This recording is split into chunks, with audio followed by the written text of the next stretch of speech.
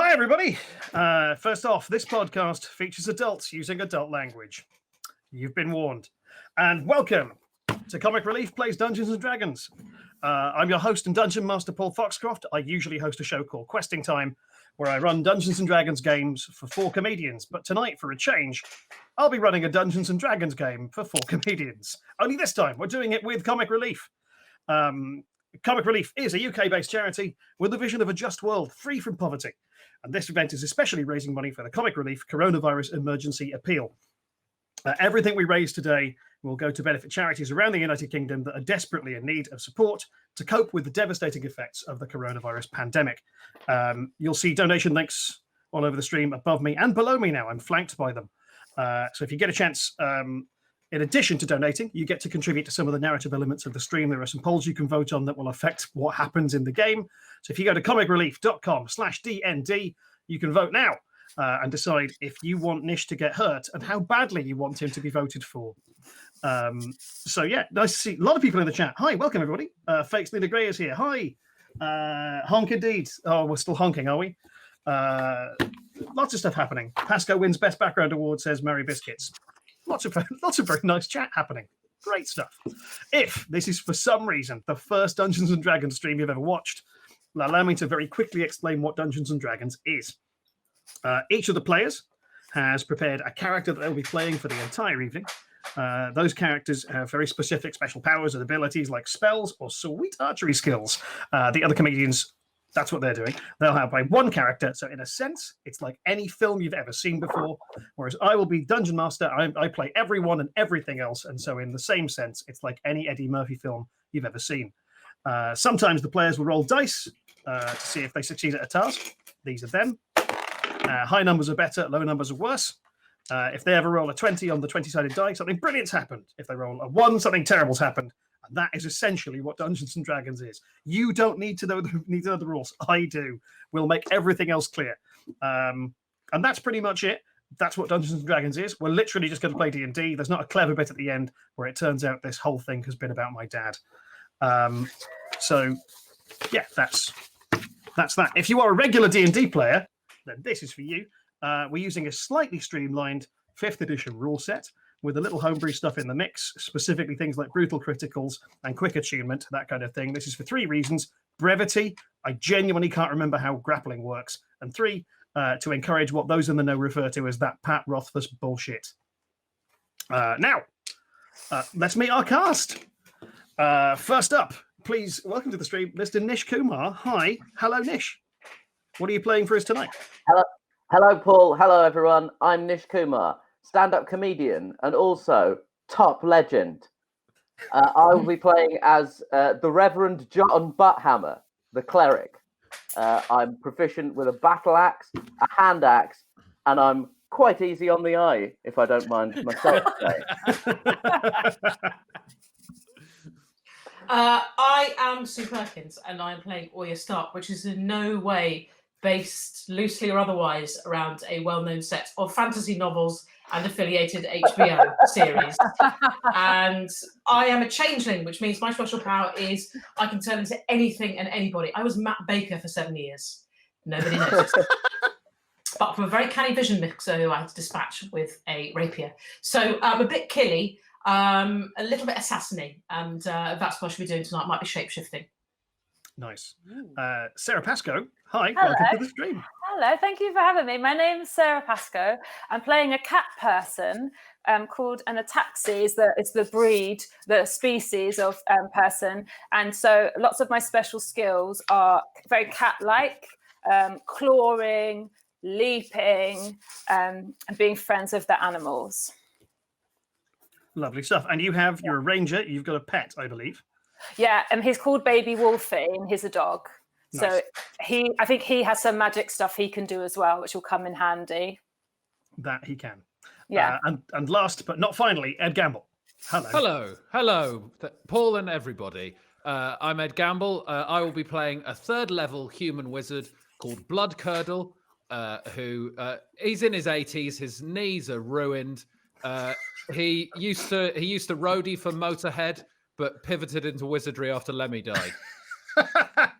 So he's got some wicked cool spells. He just wants to regain that rock and roll lifestyle. He also has a familiar who is a squid / octopus, which is in a little pot hung around his waist. And that squid is called Cthulhu. Lovely work.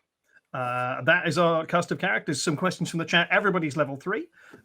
Nish is a level 3 cleric, Sue a level 3 rogue, Sarah a level 3 ranger, and Ed a level 3 necromancer, very specifically. A couple of other quick things. I should point out that all of this is coming to you because of the technical wizardry of a wonderful man we know as King Rob. Rob Sedgbeer has made this happen. He's built this system from scratch, and it's sort of the first time we're using this iteration of it. So if there are technical glitches, please bear with us. But this man is effectively a wizard. Please join me in saying, as the chat is doing now, all hail King Rob! All hail King Rob! He hates it. He hates it so much. It's bullying.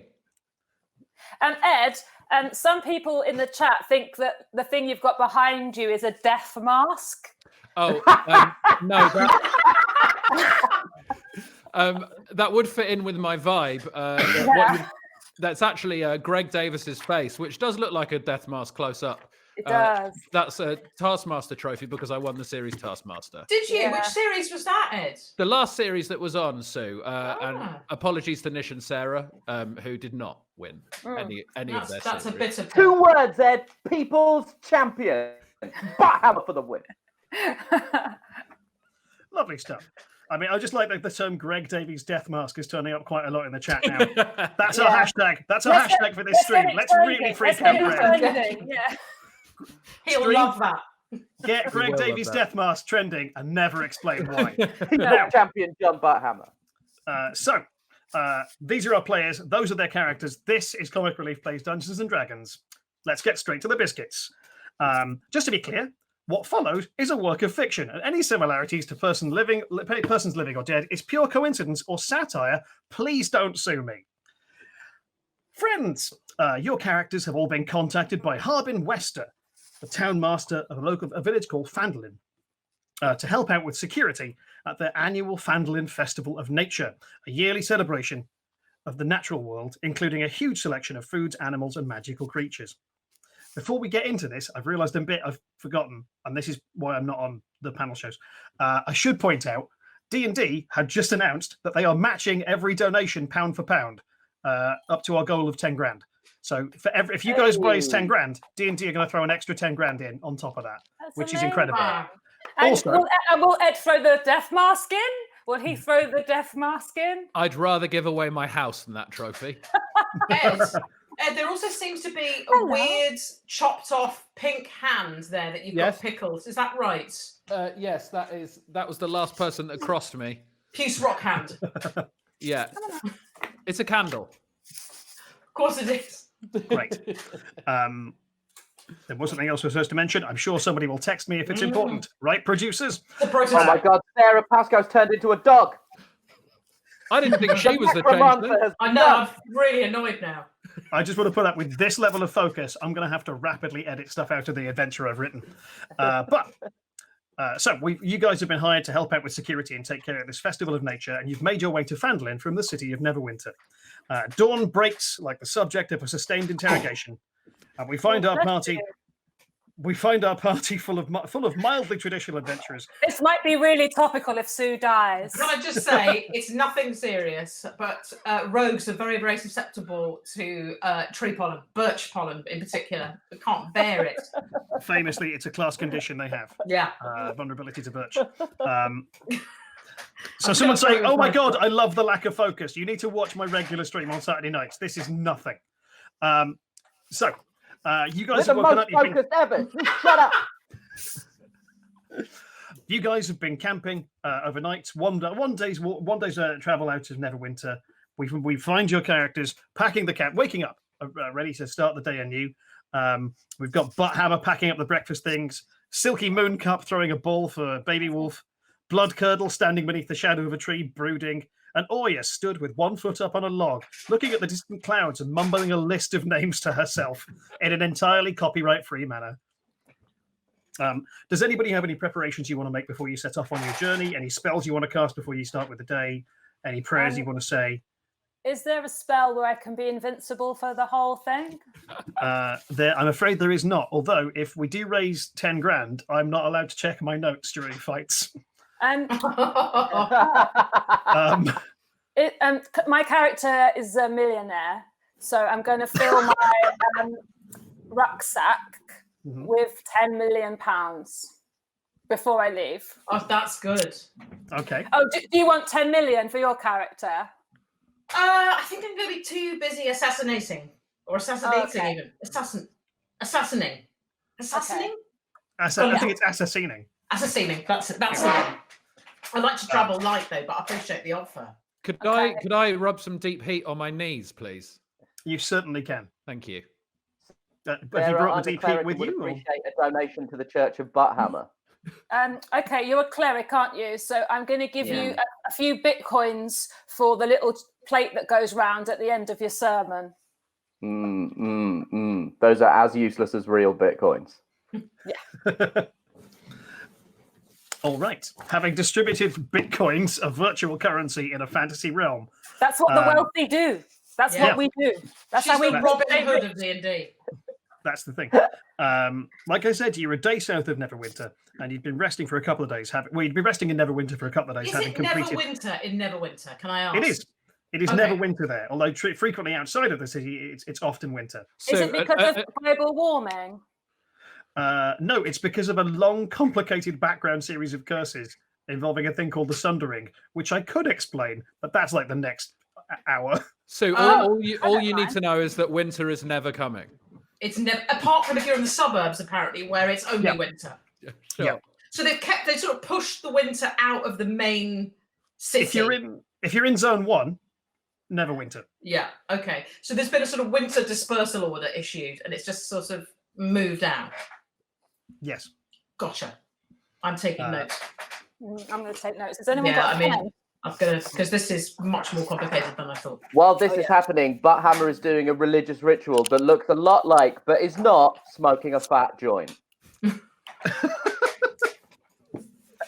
told us 13-year-olds might be watching this, Nish. Yeah. A thin joint. So that's blunt. Does Butthammer smoking a fat joint affect his modifiers at all? That's a great question. Nish, please make a Constitution saving throw. Wait, which dice is that? It's the big black die that is drawn on your character sheet that matches the big black die I sent to your house by cycling there. It's a 16. Oh, 16. You're fine. You're holding your own. You feel a pleasant buzz, and you are in no way incapacitated. In theory, you could drive, but it would be illegal. You're a day, like I said, you're a day south of Neverwinter. We're almost through the first paragraph, team. Yes. And you're now making your way. I'm just going to push this along. You're now making your way along the Tribor Trail towards the town of Vandalin. The Tribor Trail, of course, named for the 3 little pigs who once defeated a wolf here. You can still see the house made of bricks. The sun rises in the sky as the hours pass by, and you make your way along the normally well-travelled but oddly quiet road. High grass flanks you to the left and to the right, and the huge trees of the Neverwinter Wood are a short jog to the north. Occasionally a hawk flies above you. Otherwise, it's perfectly peaceful and pastoral. Now, how high is the grass? Can I ask? About 4 foot. Oh, that's a little high for me. That I can smell danger. What does danger smell like? Like a Staffordshire Bull Terrier that's just slightly south here and underneath the table, but it's a similar sort of whiff. Danger and Staffy is very, it's interlinked. So creatures could potentially hide in that grass as we're making our way to the city. In theory, yeah. Would you like to make a perception check to see if you can spot anyone hiding? Yeah, do you mind if I just see what's going on, guys? Go ahead. Okay, I'm going to roll. I've got an 11. 11. 1 second.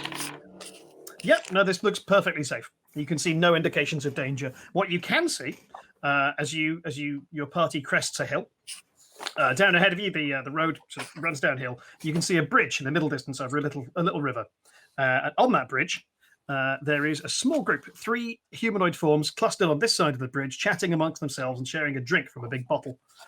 One of them catches sight of you guys, and the 2 of them turn to face you, and the third one walks off upriver.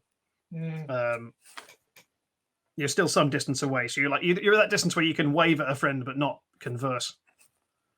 So I don't know it's if these become people are become a friendly. little awkward. Paul, Although one of them just he's wearing a hat. One of them lifts his hat. Although they're not moving, they're staying very much on the bridge. I'm slightly. Is anyone else suspicious of this guy who's walked off? Yeah. I'm super suspicious, but also I'm suspicious of anyone who lifts their hat that far off their head. Sure. Paul? Yeah. This might be a mad move straight away, but can I use mage hands to take Cthulhu down to the river, plop him in the river, and follow the guy who's walked off? Yeah, you can. You'd have to walk as a group. You have to walk a bit closer to the river because Mage Hand's got a limited range. But yeah, have we just hit 9 grand? Holy shit! Oh man, thanks everyone. Well done, Okay. everybody. Right. So here's what's happened. We've blown That doesn't through. sound like a lot to me because I've got 10 million. That's But fair. well done, everyone. I just want to say this, players, because of the amount of money that's been raised already, you guys have you've got 1 reroll already in your back pocket. You've also got, at any point, you can summon a magical beast as your ally. That will require a group decision. And you can also, once during the game, return yourselves to full health. Oh, nice. Oh, Is cool. it wrong Really? that I immediately want to summon a monster? I've got to remember pleasure delay here. I've got to just hold it back. Yeah. I won't lie, there are Hold it better back. times to do it than All right, right but now. I just wanted to say out loud. Because at the moment, Yeah, Sue, the at the urge moment, was Sue, what's there. happened is we've just seen a bridge. There's no Yeah. point in summoning a monster. To be fair, Ed, we've not just seen it, we've crested it. That's true. We've So, got- Yeah, and Butthammer's also smoked some dank weed. I mean, religious ceremony. Someone in we the just have chat. limited effects, so I would probably have a word there. Someone in the chat has suggested we summon Greg Davis, so let's keep that in the back pocket. Yeah. Maybe, Okay, so as you walk slowly and cautiously towards the river, Ed, you're well within range. You summon a spectral hand, put your octopus on it, and fly the octopus through the grass into the river to spy on that guy. Can you make? Actually, I'll make the perception check for the octopus. Cool. Are you concentrating so you can see as the octopus sees? Yes. In which case, cool. Right. So you can make out this guy. That guy is now bent. He's bent down behind the tall grass. So he's sort of trying to conceal himself from your view. But the is octopus he has having a eyes on him. poo? Nope. He's actively trying to hide. So But he's not good at hiding, is he? 'Cause Well, he grass- is in that you guys Well, can't we- see we him. could- But Oh, the He octopus. wasn't can. expecting an octopus held by a hand. He wasn't expecting that. He had, Okay. when Has Ed got a calibrated. hand that can just go everywhere? Because I think we should set some parameters about that hand. the hand at no point will be wanking John Butthammer off. Well, he's out then. That's it. That's the end of Nish's game. I just want to point out in the chat right now there is a bloke from Canada called Greg Davis, who I think we weirded out. I think we might have. We've started talking about Ed's disembodied wank hand. We If probably there, might there's a have bloke gone in the, further if there's a bloke in the chat called John Butthammer, he's just had a very delicious offer from Mr. Gamble. now. Paul, you remember how we did that briefing about tone and content? I'm really sorry. It's We fine. really tried, and we did 18 minutes, and I think we've done very well. Yeah, really good. Oh, that's our show, guys. Thanks for tuning in. I Paul, was so- just trying to establish Paul, some boundaries, and then Ed talked about wanking off Butthammer. Yeah. Paul, can I check? Can Cthulhu see anything that the man's doing, or is he obscuring himself? Because the man is very much prepping a crossbow. Oh my word, this was valuable. yeah. Yeah, great Right, so- work, you ghost wanker. So So, can as for I recall the mage hand now and bring You Cthulhu back to can. my pot? You can give me a second because that guy's going to get an opportunity to see what you're doing. He does not. So you're bringing Cthulhu back towards you. The guy on the bridge, the 2 guys on the bridge. There's one hulking figure wearing a sort of robe, and another guy with the guy with the hat who keeps removing it very high up of his head, like a sort of vaudeville bit. And he's earshot. You hear him shout like, "Oh, hey, how are y'all doing? Beautiful day, isn't What? It's a So he's cowboy. German. it?" He's look. I've got a limited number of voices.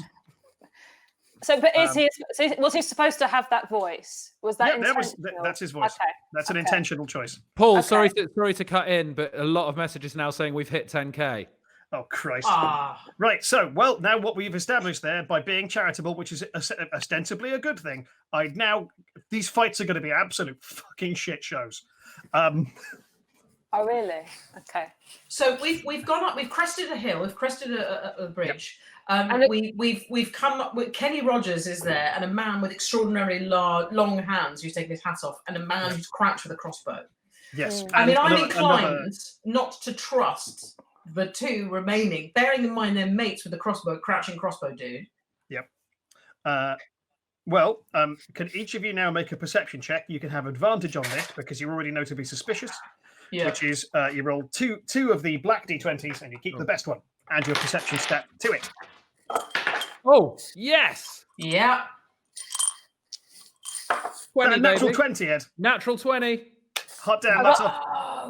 Oh, I got 16. I got 16. That's plus 1, so 21, I guess. Lovely stuff. So our first 10 crit of the plus 2 stream, is 12. Nish. You clock nothing out of the ordinary other than what you've already seen. You reckon these guys are a bit dodgy. Sue and Sarah, you can see that around the feet of where these two guys on the bridge are, there's little spatters of blood. It looks like there's been a fight here and recently, fresh blood. Okay. Ed, with that sweet natural 20, you can see the lead guy with the hat has a heavy crossbow hidden behind part of the bridge. You could also see the other guy's got his hand, which is like a clawed bestial, almost like a wolf human hybrid. His hand is moving towards a sword. This other guy continues to speak. He was like, "Well, I gotta apologize for ruining y'all's day, but I see you people have animals with you, and I'm gonna have to ask you to remand those animals into my custody." Can I change into Dolly Parton right now and sing a duet with this guy? You immediately shifted to Dolly Parton. Fab. Yeah. My work's done. Islands y'all of the doing? stream. The two people on the bridge visibly step back, like thrown by this. They would. Did they fall into the water? They don't. They step back the onto the other way. bridge. Okay. Do Yes. either of them want to buy some weed? Are you asking them that? Well, just just put. I need to fight them on this whole taking of animals thing because it's absolutely unacceptable. Oh, No, we've lost Nish. Nish I has think got it's two refreshed. stones. I think it's Yeah. refreshed. But Hammer's refreshing. That's what he keeps telling us. I mean, Sarah, what would you like to say directly to these guys, or do you just want to start a fight? Well, obviously, I'm going to be very civil at this point, but I'm going to say your demeanor and the blood surrounding you means that I would not let anyone in my care into your possession. I'm back. welcome back. Is that Many enough, hours or have do I, passed, but Hammer. is that enough, or do I need to put some magic in it? No, what would you like your effect to be? Do you want to intimidate this guy, or persuade them out of the way, or what have you? I want an apology. Make an intimidation check, Sarah. Thank you. Can I have an intimidation check then? And what do I do? Which colour? Roll one of the black dice, add your intimidation value, which is in your list of skills. Okay. Oh. Okay. This is very low. What did you My, get? my intimidation, the dice is 6, and intimidation on my skills is +2. I'm afraid he is unfazed. Although, because you've resisted his initial request, he does. I can't do that. He does that thing where he jams 2 fingers into his mouth and whistles. Oh, Yeah. yeah. At So which can- point, Oh, bear God. with me a second, Sue. I've got to check a couple of bits and bobs. Oh, piss. At which point, from the guy with the crossbow that Ed has already seen, a crossbow bolt whistles through the air, Oh, whizzing straight past Sarah. He's missed completely. But Yep. also, an arrow from the other side of the grass, from somebody you haven't spotted yet, an arrow vips out and slams directly into. Excuse me 1 second. Yeah. As I get these dice out of a cocktail glass. Ha! Butt hammer! Oh, you piece of racist piece of shit! The guy in the grass is Jim Davidson. Yeah. He's been training his sights on you for years. The guy in for legal Jim purposes, Davison. for legal purposes, the guy in the grass. There's a concealed archer in the grass called Dim Davidson. Can't believe it. And Nish, An arrow slams into you for 6 damage, slamming right into your left hand with a note attached saying, change your attitude. Ah! Right, I'm going to get super killy now. Well, it is time to roll for initiative. You're rolling for initiative. Yeah, roll one of the big black dice and add your initiative value to it, and we'll see who goes first. I should point out that D&D have just sent me a text saying, legally, I'm not allowed to look up my notes in the last fight, but I'm fine for anything that happened before. Oh, that's good. 13 I've got for initiative. 13, lovely. Thank you, Sue. Sadly, 4. Oh, a sad 4 for Ed. Sad 4 for the old man.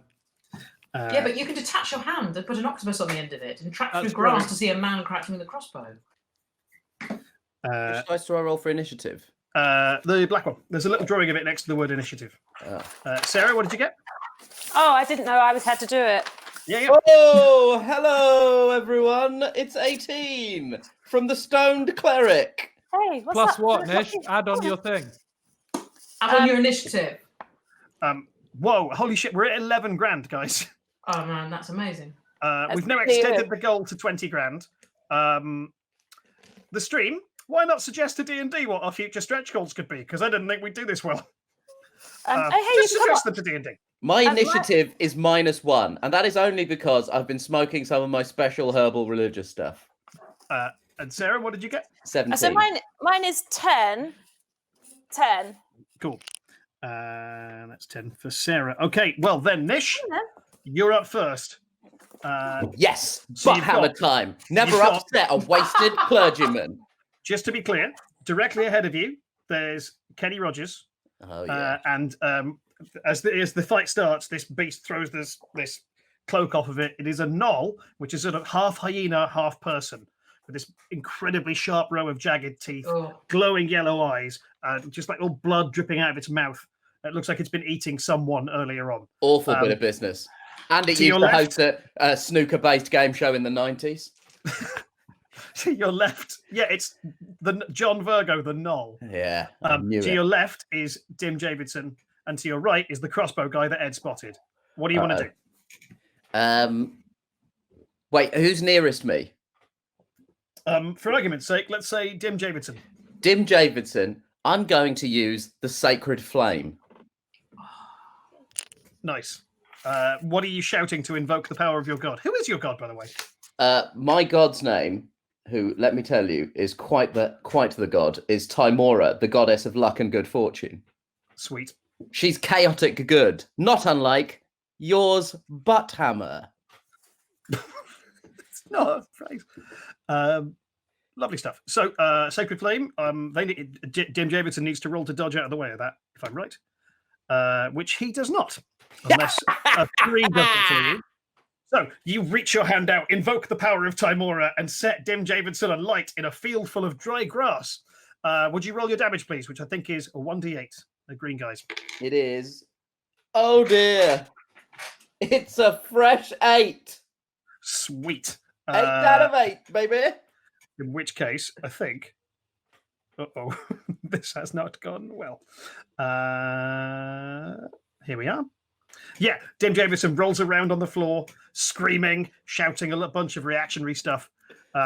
He's dropped his bow. He's trying to pat out the flames. He's not down, but he is on fire. Ooh. So, next up is Initiative 13. The Gnoll. The Gnoll, having thrown its... somebody suggested making the game harder for the players rather than easier. Into it. Suggest specifics to D&D. The Gnoll throws back their cloak and rushes into the fray, targeting... Which of you looks toughest? It's What's probably it look like? Butthammer. I've got an arrow Oh, in my hand. Because purely because he's wearing heavy armor and carrying a really heavy weapon. Yeah, but that's what weak people do. They cover themselves in armor. He's an overcompensator. They're truly strong. Don't need to have that stuff. Fair enough. In which case, Sarah, the Gnoll charges directly towards you. Yes. Thank Um, you. You are welcome. Thank you. What is your armor class, please?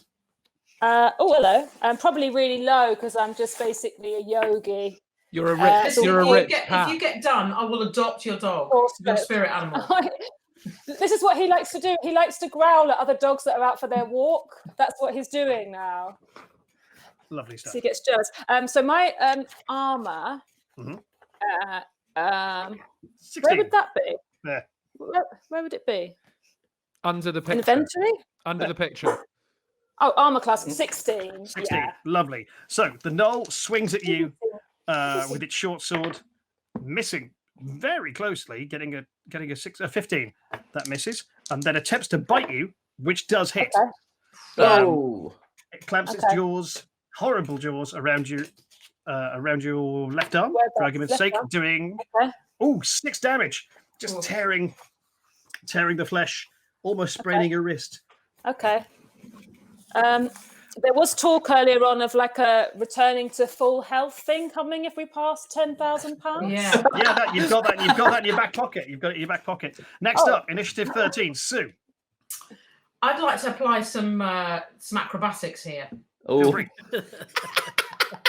Because this is what this situation needs, is a kind of get on the pommel horse and just show what's what. I would, so far we've got Dim Javison on fire in the grass, am I right? Yep. Mm. And then we've got the two guys, the kind of hybrid wolf humans in front. Yep.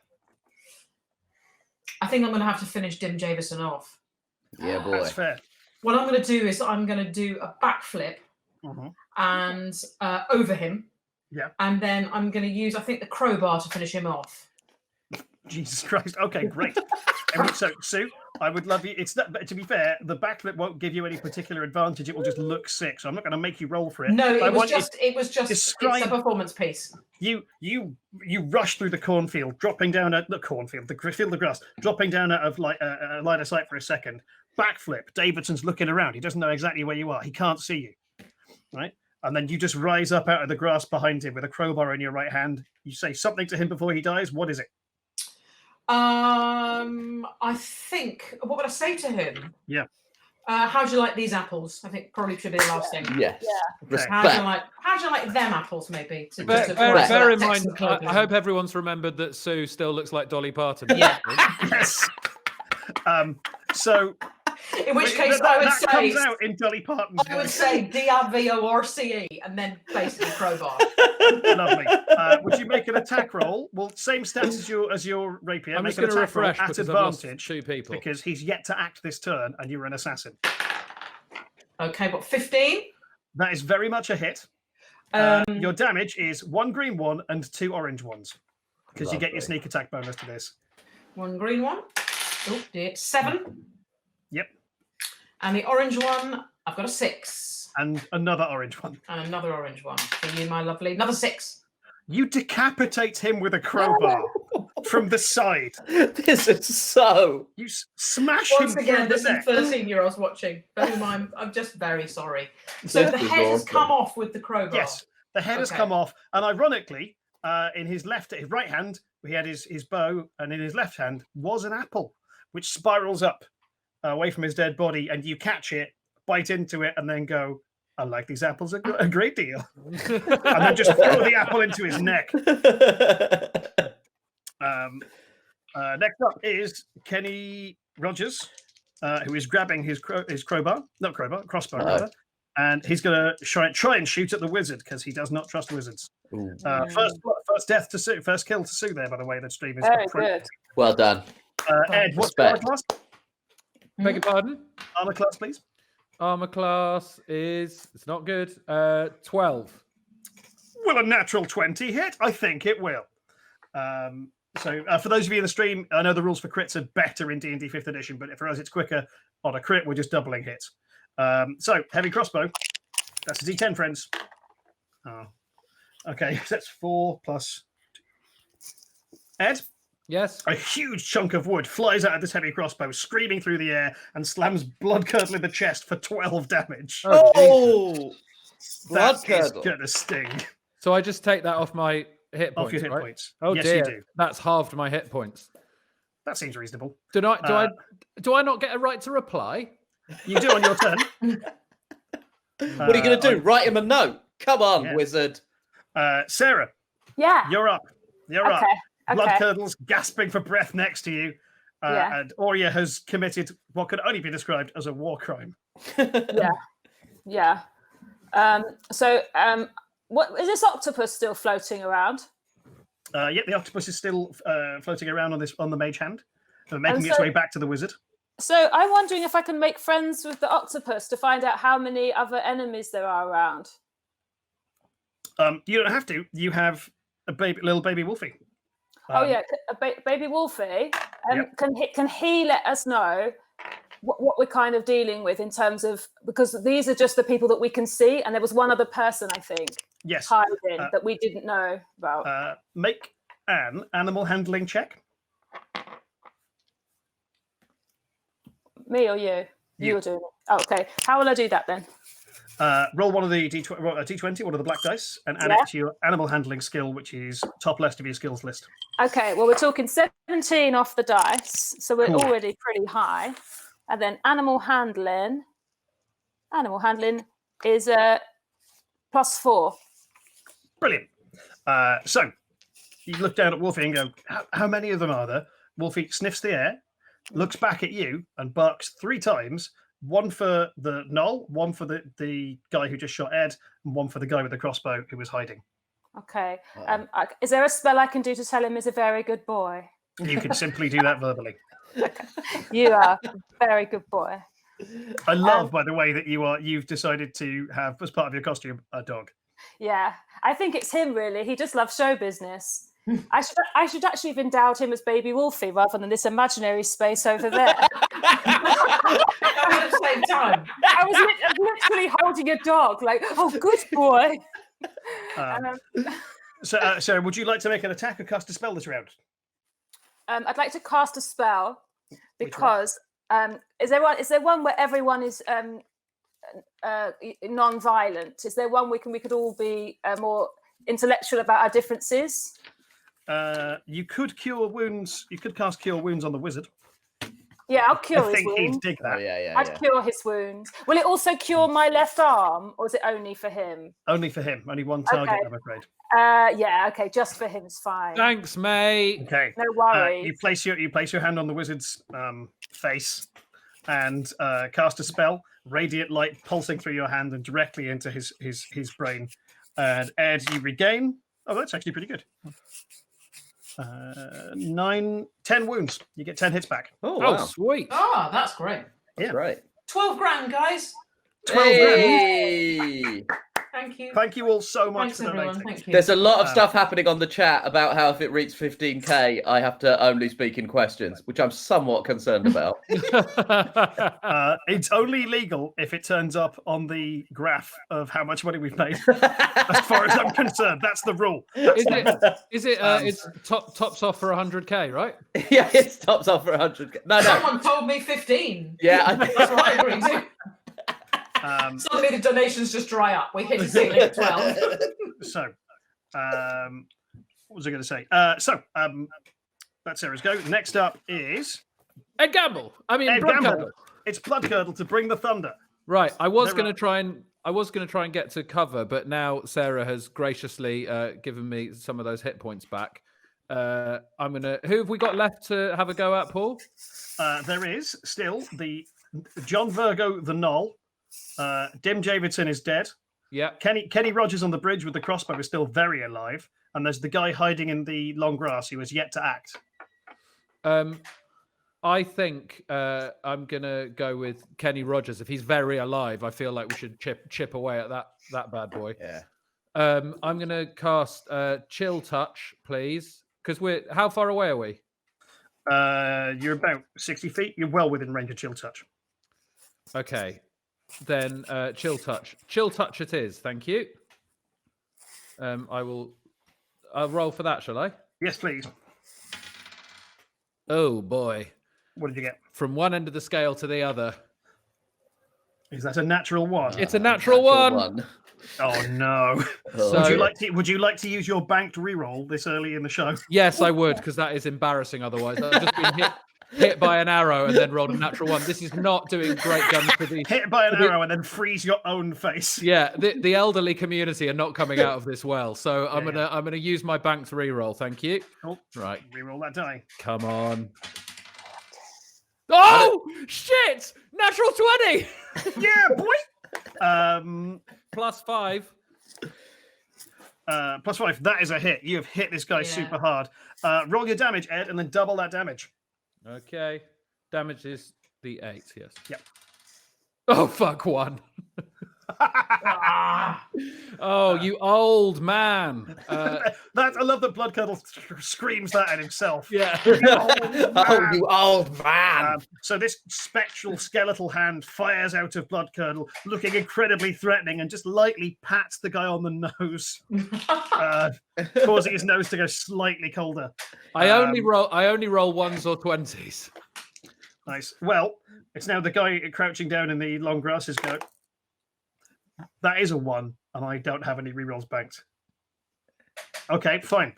You guys hear the thwip of a crossbow as the gnoll currently attacking Sara gets shot in the back by one of its allies. Yes. For 10 damage. Jesus. How many hit points does they have? Not that many.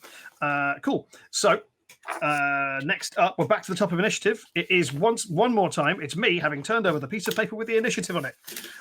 Next, we're back up. It's Butthammer. Butthammer time. Butthammer. There's a sort of hyena person next to you, hassling Silky Mooncup, Sarah's character. Right. Something fierce. Before we go into the next round of combat, the chat have asked me to confirm. Can we confirm, Sue, that your character's crowbar is called Jolene? That was not my suggestion that came up in chat, so I don't want to take credit, but I think it's an excellent suggestion, and Jolene is now the crowbar. Lovely stuff. Yeah. But now it is hammer time. It's time for me to get out the great axe, or as I call it, Justice's dick. I'm going to attack I'm going to use the great axe that I have, Justice's dick, to attack the thing that's attacking my good friend, Silky Mooncup. All right. So, because this thing is already attacking Silky, you have advantage on it because it's paying attention to her. Yes. And not paying attention to you. So you get to roll 2d20s and keep the best one. Okay, here we go. Hey, we've got Sherlock Holmes is in the chat. Hi, Mark. 17 plus 5, 22. Boom. That, my friend, is a legitimate hit. Roll your damage for me. Oh. 7 plus 3, 10. 10 damage on the gnoll. Okay. Nish, as creatively as you would like, you may describe how you kill this beast. I take Justice's dick and I scream. This is for my brothers and sisters all around the world taking nonsense from the man. And I bring the axe down on the stupid thing's head. And then I go, you better suck it, buddy boy. And then as soon as I establish he's dead, I immediately skin up some special religious incense. Nice. As the blood is flying out of this thing's shattered body. Yeah. It's barely cold before my J is warm. All right. Well, that would have been the Knoll's turn, but now it's up to Sue. Sue, you've got Kenny Rogers, and you've got this guy. I won't lie. The guy with the crossbow looks like he's about to turn tail and flee. But Kenny Rogers is right in front of me. He's ahead of you. He's about 30 foot away from you. You're in the long grass by what's left of Dim Davidson. Yes. All right. Well, but you can get to him. But he's aiming at Blood Curdle. In which case, I think the athletics are. We've got no time for that. I think I immediately change because that's going to just create some. That's going to be shocking. I'm going to change into Barry Manilow, like that. I'm going to pick up a light crossbow, which I've now called Mandy, and I'm basically going to fire it deep into that running, nasty little bastard. Yep. So yeah, I'd like to roll for that, please. Okay. So you get to roll with advantage. He's aiming at somebody else. He's not paying attention to you at all. You're in the high grass. You're effectively concealed. Okay. Can I roll? Yep. Roll two of them and keep the best one. Yeah! Is that a 20? Yes. It's a critical hit. So you get to roll the damage for the crossbow, which is 1d8. That's a green one. Yep. Plus 3. and then add Seven. 2d, add 2 orange ones, and then double everything. Oh my god, this is 4. So I got 3 and a 4 on the orange, that's 7. Then I got 7 on the green, that's 14. Then I 14. got 20, 34. And then what do I add? I add. Did you say double it? So it's doubled. You've rolled over 40 at this point. Yeah, I mean, at this point, you're like able to kill this guy's like descendants. Here's what happens. You from your cloak, you turn around in the field and as one fluid motion, raise Mandy up to eye level. Just wink and fire. The crossbow bolt goes so fast it ignites into flame. As it screams through the air, this guy looks up at the last second. The thing hits him straight in the eyes. The crossbow bolt goes through his head, around the curvature of the earth, and hits and mildly annoys a thing called the Tarrasque, which is only fun if you know D&D. Where does the Tarrasque live? Let's not go Okay. there. But is it friendly? I don't want any collateral. It is very damage. it's very not friendly. Okay. But yes, and this guy, this smoking hole in his forehead, just drops to the floor, face down in the mud, blood gushing out of this wound. The guy with the crossbow just throws it into the grass and runs off into the middle distance. You better run, bitch. And now we're out of combat. So some of these guys have got some of their bags and stuff lying by the side of the bridge. And now that your focus is no longer on the people on the bridge, you can see on the far side of the bridge there are a couple of sheep tethered up and a horse with a cart also tied up to a little post. Can we search their bags, please, Paul? Classic. You absolutely can. If they've got any weed, great thought, Ed. Nish, what happened to you? This is Nish living his true self. Ed, you start rummaging through the corpses. Oh God, Bloodcurdle's a necromancer. You find about 20 gold pieces between the 3 bodies you've got, but Sweet. you also find some really fun bones. Excellent. Fun bones. Thank you. Fun bones. What, like really, really old ones, like ancient Egyptian? No, Bloodcurdle is own just bones. pulling bones out of these people's corpses. Oh, Paul, this is not the first time I've said this. Can I pop those bones in my knapsack? You absolutely can. Oh. what are we going to do with those coins? Nando's? So coins and bones we've got, and then we've got. I'm more concerned about the. I mean, I'm going to ask Mooncup about this, but we've got lots of tethered animals that I'm quite keen to go. Yeah. investigate. Yeah, I think it might be a farmer's market. If it is, it's a very small one.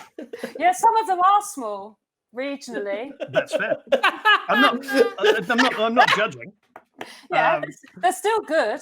But it is also absent of any farmers. As you make your way to the bridge, what you can see is just off on the bank of the river to the right of the bridge. You can see there is the poorly concealed body of a half elf. He's been shot in the chest 3 times with crossbow bolts from different angles, and they're wearing a deliveryman's outfit. Like Deliveroo. It has the logo. It's a purple tabard with the logo of a company called Acquisitions Incorporated sewn into it. And presumably Bloodcurdle immediately checks his pockets. Yes, You've established you're that player. I'll be searching that body and I'll be taking the outfit as well. Okay, you now have, put this on the bottom of your sheet, you now have an Acquisition Incorporated intern's outfit.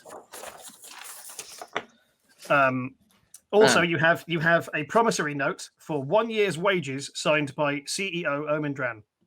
Can't believe even in Dungeons and Dragons, intern culture is still prevalent. Not to mention the gig economy. Capitalism is a piece of shit. Yeah. And promissory note for what, my lovely? Sorry. For 1 year's wages signed by the CEO. But that's of Acquisitions Incorporated. But that's just the wizard's got that. Or all of us. Just the wizard has that. Just wizard has it. Whereas Sarah and Sue, you head across and find a couple of sheep and a horse spattered in blood from what looks like its rider.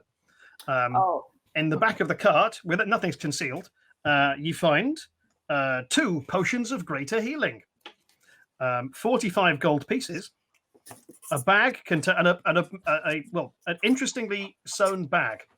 So it's like a knapsack, but it's got like a happy face on it. What, like from the 80s? Yeah, I was going to say, like from not that. a warehouse rave. Yeah, sure. It's got the warehouse acid face on it. Happy acid bag, I'll put. You don't mean an emoji. You mean back in the day. I do specifically mean the emoji. And just so we're clear, we're at 13 grand right now. At 15 grand, in the gap between 15 grand and 16 grand, Nish may only speak in questions. At 17 grand, a horrible goose will annoy the party for an extended period of time. In real life, I saw 2 geese today. Geese. Lovely stuff. 2, yeah. Get that honk chat going. Give me some honk hype in the chat. Oh, there's a lot of honking. Quick. I it's love happening. that honking. Yeah. I love It's that a thing. honking. The honking is a thing. The honking is a thing. Oh my Plastic Type God. from my show. So you've got. So I've got to go through this list, and you want to divvy these up. You've got 45 gold pieces, 2 potions of greater healing. Yeah. Sue can have all of the money because I've got my 10 million. Yeah. I'm not into the money. I'm not. Okay. That's not. I my think we vibe. should be distributing it evenly amongst the workers of Acquisitions Incorporated. I think so too. Agreed. So we're going to give I'm a wizard. 10 each to the sheep and 20 to the little horse. Okay. Because they are the workers and they should be properly remunerated for their labour. Is the horse injured? Because if so, I'd quite like to use a potion of healing on it. It is not. I think he's an evil horse, and that's why it's the blood of someone he's slaughtered. Well, you can see it looks very much like it's somebody's been killed on the horse's back and then slumped over on the horse, and no one's bothered to clean this horse. Okay. Or the horse bent round with his mouth and bit the person. We can't know. Ed, would you make an I could ask Arcana him. check? You could. Yes, I will make an Arcana check. What's this for? Just to sense if any of these items are magical. Oh, sweet. Because you'd recognise some of the creation of them. Someone has just posted butt hammer and sickle in the chat in response to. Someone else has posted all horses are evil. Paul, 14. 14. 14. Strong opinion. Ed, great news. You recognise this bag is a bag of holding, which is it's a TARDIS-like bag that is much bigger on the inside. Having recognised that, you open it and find a selection of magic items. Sweet. Oh, hello. What's in there? Oh, well, the following: a wand carved of human bone. This is a wand. This is a wand of We've got a lot of bones now. Yeah, it's a wand of literal raised dead, which allows you to levitate any corpse. This dude was some kind of freak. Yep. Like Weekend at Bernie's. Quite. There is a magical ring, a ring of feather fall, which when placed on your finger will prevent you from falling to your death. It will mean it's like having a parachute. There is also a cloak with a load of little bunnies stitched into it. Images, not actual bunnies. Oh, yeah. Ooh, okay. This is a cloak of cuteness. It allows the wearer to turn into any animal that could be reasonably described as cute up to 3 times a day. Oh, that's Oh my amazing. God, that's really good. And Imagine how many followers you'd have on Instagram. Oh, God. presumably all of them. Some of your stories were like, oh, and now I'm a kitten. Yeah, but you can only do 3 posts a day. That's plenty. That's enough. Okay. That's I was enough. going to You be a slow Loris, so I might not even post once a week. Yeah. Yeah. Also, you can't spam Instagram. It doesn't work for that. Ed, there is also a weird carved box in the shape of a bar graph. Ed, Bar graph. check it for weed, but don't make it look like you're checking it for weed. Attached to the box is a note that reads, "It is dangerous to go alone. Take this." And you open it to find the democratically selected magic item of ridiculous power that the audience has voted on. It's time to go to the first of the polls, and you at home have voted on this incredibly dangerous magic item to give to the players. You have chosen to give these players the Wand of Wonder. Ooh. The Wand of Wonder is a tremendously powerful and frankly uncontrollable weapon that has entirely random effects. From throwing out fireballs to just making some butterflies appear, the Wand of Wonder combines incredible power with being almost entirely useless. The wand has 7 charges and resets at dawn each day. Traditional players, I've made a slightly modified chart for this, but yeah, this is going to be pure chaos. I love it. So, who's taking which magic item, or is Ed just taking all of them? I think we should get Ed to store it. don't Yeah, you? yeah, let's keep it with the you wizard. think? Although In the I'm TARDIS happy of bag. these because this guy's knees are dag shit. I'm happy. Hang on, what if we get split up? What if we? Yeah, that's what I was going to say. Why don't we just divvy them up now? But can I have that cloak with the rabbits on, please? Can't- Bertie? Ooh, shotgun the weed. Hang on. There's no weed. There's no weed. Sorry, Butthammer. So Sarah, why don't you take the bunny cloak? Yeah, please. Yeah. Thank you. Who would like the ring that stops you falling? Maybe, Yeah, but so- Hammer should have that because he's so stoned. Yeah, Yeah, boy. that's true. He Why is do you Yeah, think- yeah. yeah. What, But but I Hammer, quite fancy the Wand of Wonder that could just go off Yeah, in Sue any should way. have that. Yeah, Right, give me so- the thing that so I I'm don't left, fall over I'm left in case with the I thing get that like just too makes high the, on makes the prayer. body float. I'm the goddamn guy who found this, and now I've just got the wand that makes a body hover. Yeah, but Oh, you're I don't magic mind having already, hover brother. body. You're already magic, little buddy. Nish, take the ring that stops you falling, just in case you pull a whitey, and Sue, take the wand of wonder, But and you've then got I've a bag got. of holding, so I don't mind if you want the wand of. No. I'll take the bone wand. I think the Sue, boner one. Sue is being too generous. You have to take the. Yeah. first Sue, take the wand of wonder. I'm taking the bone wand. I'll keep the bag. I'll keep the bag as well because that might be useful to keep things in. Yeah.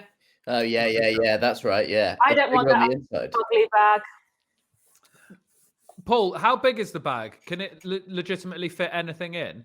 It's Mary Poppins style. So, Okay, yeah, it's the right. bag is about that. It's like the size of a messenger bag. Right, Right, but not it a could normal fit messenger bag, anything of but any it can size. fit. It can fit. It has got limits, but it'd be like I think you can fit like 4. You can fit about 6 people in there roughly. Oh, for Perfect. argument's That's all I need to know. So we Without- could all without get in the bag, and Ed would could. have to walk with Yeah. us. You absolutely could do Not that. with my Although knees. I'll tell you this from a previous D&D game in which the comedian Richard Soames, accidentally killed an NPC by putting them in the bag and forgetting about them. It does not have Okay. refreshing oxygen supply. Right. Well, we let's can not still- choke to death. We No. can take oxygen in with us, like a Yes. scuba tank. Well, while you guys are debating who gets We've done what that. magic We're sorted. item, Sarah, you notice that little Wolfie Yeah. has sort of trotted off further down the road a little bit, is smelling the air and is running back at you, barking in a somewhat alarmed fashion. Oh, if he Okay. comes near me, that's just because someone smoked weed near me earlier. Nish, is this reverse psychology where you make kids not want to do drugs because you're so lame about it? Yeah, it's Just called say no, it's called the kids. Michael Gove technique. Yeah. It's like theatre and education in assembly. Like you're the one who's like, oh, I just want to doobie. Yeah, I don't want to be that guy. So I'm very worried because if a baby Wolfie does this, it means that there is one of my old enemies very nearby. Oh. Yes, that is correct. And in Yeah. this case, you recognize from the tone of Wolfie's bark that Yeah. old enemy of yours is none other than fire. Fire, yeah. That's The an fire- element, though, isn't it? Is it an enemy or just an element? Depends on your perspective. Is it fire with a Well, pH? I It is think it's not. actually because it's actually my enemy, guys. I'll tell you. It's actually the fire festival that was planned and lots of people invested in, and Yeah. it didn't actually happen. So this enemy is the embodiment of that. Yes, Of that's of 100. basically 100% accurate. rooking a load of internet Yeah. influencers. It's a personification of disappointment. Yeah. I And thought I was that. almost deadly. Yeah, and also, in addition to being a personification of disappointment, it's also like a literal fire. The metaphor is that it's on fire, which is Yeah. disappointing if you want not to be on fire. Yeah. It's a literal metaphor for itself. Yeah.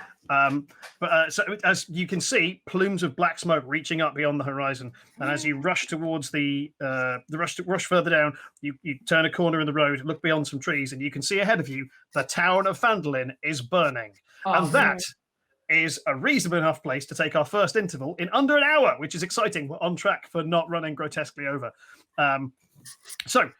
Before we're going to take a 5-minute break to go make tea and deal with our own personal lives, I suggest, audience, you do the same. Make a cup of tea. Go to Twitter and tweet about this. We want to get Greg Davis Deathmark trending on Twitter. Or, better than that, actually stick around here because we're going to be filling the void with a film from Comic Relief telling you about the kind of work they're doing to help out with the coronavirus stuff. I don't know what's in it. I've not seen it. It'll be good, though, and it's Comic Relief. They do good things. They're going to be not pleased with how I handled that link. No, you don't- Just throw to the film. Yeah. It won't be good, Paul. It'll be very sad and moving. No, I think it'll be upbeat. But also, don't forget, you can go to comicrelief.com/DND and vote on the remaining polls. If you get this to 50, what are we at right now? I can't do it. 13 grand and 700 quid. If you get this to 1,500, Nish Kumar can only speak in questions. And I'll leave you with that. We'll be back in 5 minutes, back at 5 past the hour. Join us then when we find out what's up with Fandolin and what these people are going to do with the Wand of Wonder. Why have I put that in my game? Oh no. I know I'm going to use that immediately. Great. Cool. Rob, let me know when we're clear. I know how hard it can be to have nothing, being grateful for a biscuit or a sandwich or something.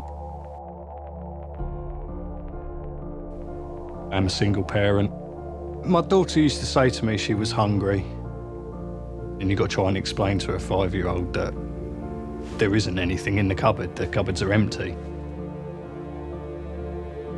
I eventually had to ask people for help.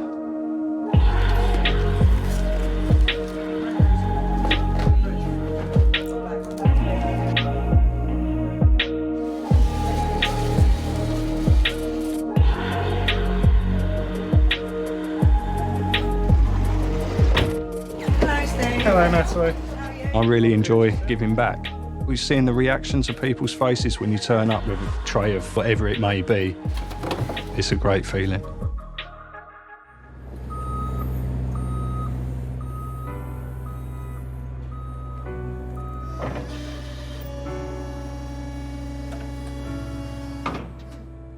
It's not just the homeless and the low-income families, it's everyone that's being affected by it. I'd say the demand for food has doubled from what it used to be.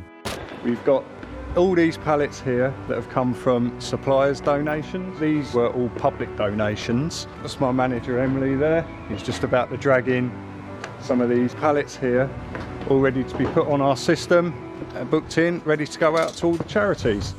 Across the UK, FareShare and their partners are working flat out to get food to the people who need it most.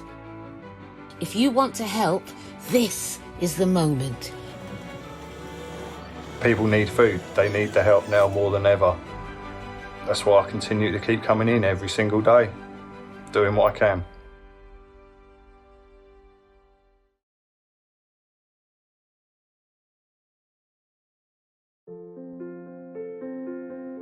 My dad, Bryn, brought up 7 children.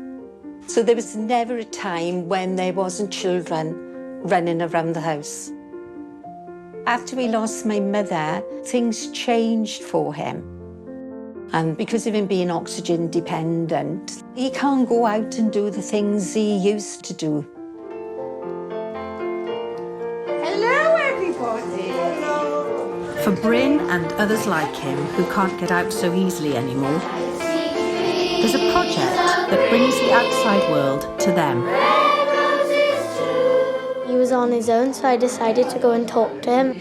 He always just makes me laugh when I see him. Eve, the first thing she'd say to me, have you done anything nice over the weekend? I'd say, no, not until you came round. Since we last met Bryn, everything has changed. And even his family can't visit him. We do keep in contact on the phone every day. I either ring Dad or he rings me. But we can't go into the flat. Although Bryn is having to cope on his own, there's another person who definitely hasn't forgotten him. I can't wait to go to choir and friendship club with you again, Bryn. I miss you loads. Eve has been walking past Bryn's flat with her parents on a regular basis, making sure she's waving to him as she goes by. Hopefully this will all end soon, so we get to see each other again soon. This pandemic has been devastating for older people, and Comic Relief are doing everything they can to help. From increased numbers of people to help deliver essentials like food, or collect prescriptions, or even get someone home from hospital, to simply being a friendly voice on the end of the phone. We all know that older people are in danger right now, so anything you can give will make a huge difference.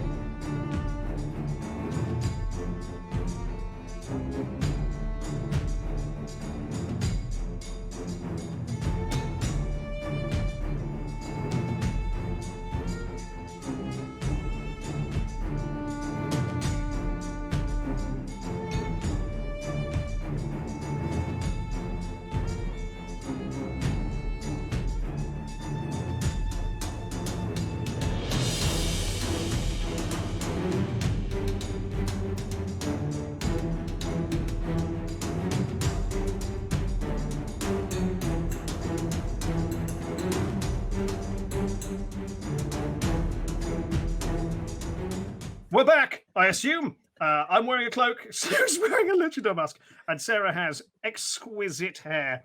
You're watching Comic Relief Plays Dungeons and Dragons. I'm your host, Paul Foxcroft, and this is far too hot to actually consider wearing. And I'm dungeon mastering these excellent comedians: Nish Kumar, Sue Perkins, Sarah Pascoe, and Ed Gamble. We're currently on the road to the town of Phandalin with a party who's just defeated a gang of thieves looking to steal their animals. And in doing so, the party has gained access to a regrettably powerful magic item, as voted by the audience, the Wand of Wonder. If you go to comicrelief.com/DND, you can still vote on the monster the players will be facing at the end of the game. And it is neck and neck right now between an evil horse that's also a vampire and a massive crab.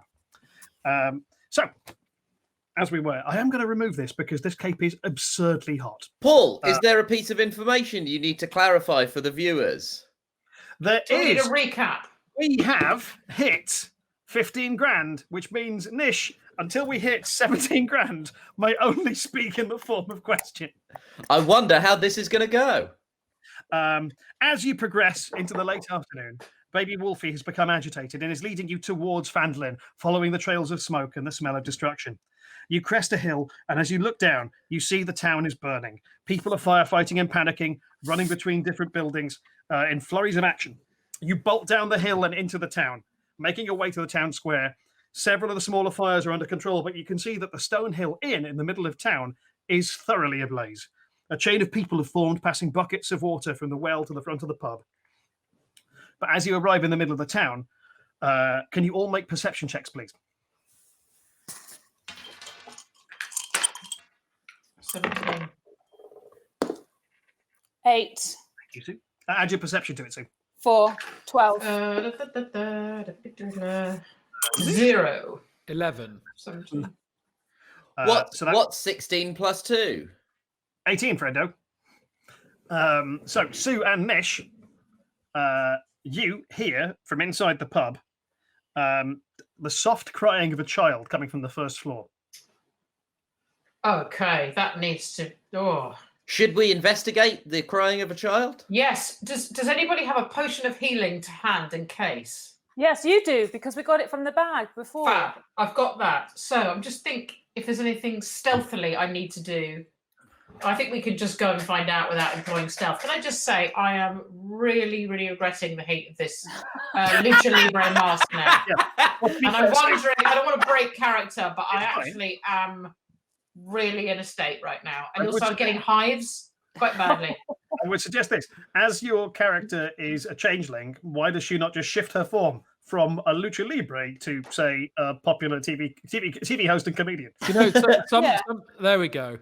Because some people were logging on now, and it really looked like that Sue Perkins was not shown up. Guys, we've got Sue Perkins, but she's insisting on wearing a full face mask. So we know that the kid's crying. We're going to go and find out. We've got a potion of healing. I say you're absolutely right. Let's do it. Cool. So your options? You're looking at this building. While it's got a stone edifice, the interior is mostly wood, and it is thoroughly ablaze. You'll have to it'll be dangerous to go in.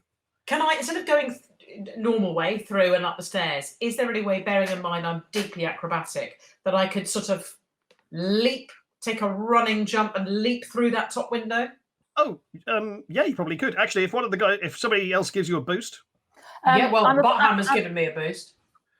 Yeah, I'm a pussycat, so actually I will be able to really spring you up there. That's true. That is true. Very well. Well, with the assistance of both Butthammer and Silky Mooncup, you get to make an acrobatics check with advantage to vault through the first floor window. Let's do it. Come on. Hang on a second. Let me just... Okay, cool. What'd you get? Genuinely 20. 20! I'm going to throw them now. I know, I'm going to throw them now in plain view because it looks so, No, people trust this. But it's, you get a natural 20. Brilliant. You run... someone has just combined the names in the chat to make it Silky Butthammer, and I'm finding that very funny. That's a very good thing to have said, isn't it? You run through the town square, vault off the back of Butthammer, do a flip, land in Silky's clasped paws as she throws you up towards the building. You spin end over end 3 or 4 times and do a full superhero landing inside this room, which is filling with smoke. Onto your left, you can just see there's a little kid huddled under a blanket. crying, soot all over his face, and clear paths where his tears have left, clean the soot away from his face. You hear a crash, a thunderous crash from inside the pub. You guys downstairs can see one of the supports of the floor that Sue is on has just collapsed. But Sue, you're not aware of that. So would you like to make I'm going to have to leap up and hold that with my body. I'm very, very agile and strong. And so I'm going to be holding the supports with my body while Sue's doing her work. Lovely stuff. Sarah, Silky, without any thought for her safety, dashes into the pub to hold up the ceiling. Sue, you feel the floor go and then stop. Sarah, can you make a dexterity saving throw for me, please? Yeah, with Black. Yes, please. 12. Dexterity is +3. Oh, saving throw +5. So it's 17. That's fine. Oh, yeah. You're fine. There's embers dropping all around you, bits of burning wood, like from some of those things that they have in pub walls, like horse brasses, but they're really hot, and you're dodging all of them, but like still holding the floor up. Sue, what would you like to do? Well, I've got 2 healing potions. Obviously, I'm going to make sure that Silky is taken care of, but I need to grab that kid. It's a volatile situation. There is a child, so I'm going to grab the child and wrap it close to me, and then leap out of the window. Brilliant. I'm going to let that happen because it sounds great. Sarah, as you hear the last crack of this roof go and realise it's the last possible second, you vault out of the front door, hoping you've got through enough time. So you grab this kid, wrap him up in your cloak and jump out of the window. The two of you, Ed and Nish, just having a cigarette next to a fountain, watch Orya Stork and Silky Mooncup vault out of this burning building as the floor inside collapses. Boy, those two did well, didn't they? Well, great stuff. Lovely work, everyone. Thanks, guys. Holy Moses! I've just seen. I think somebody has just donated an anonymous £500. I don't know who you are, but thank you so much. There's no point telling us it's you now. I won't believe you. But thank you, whoever that was. It was me. It was me.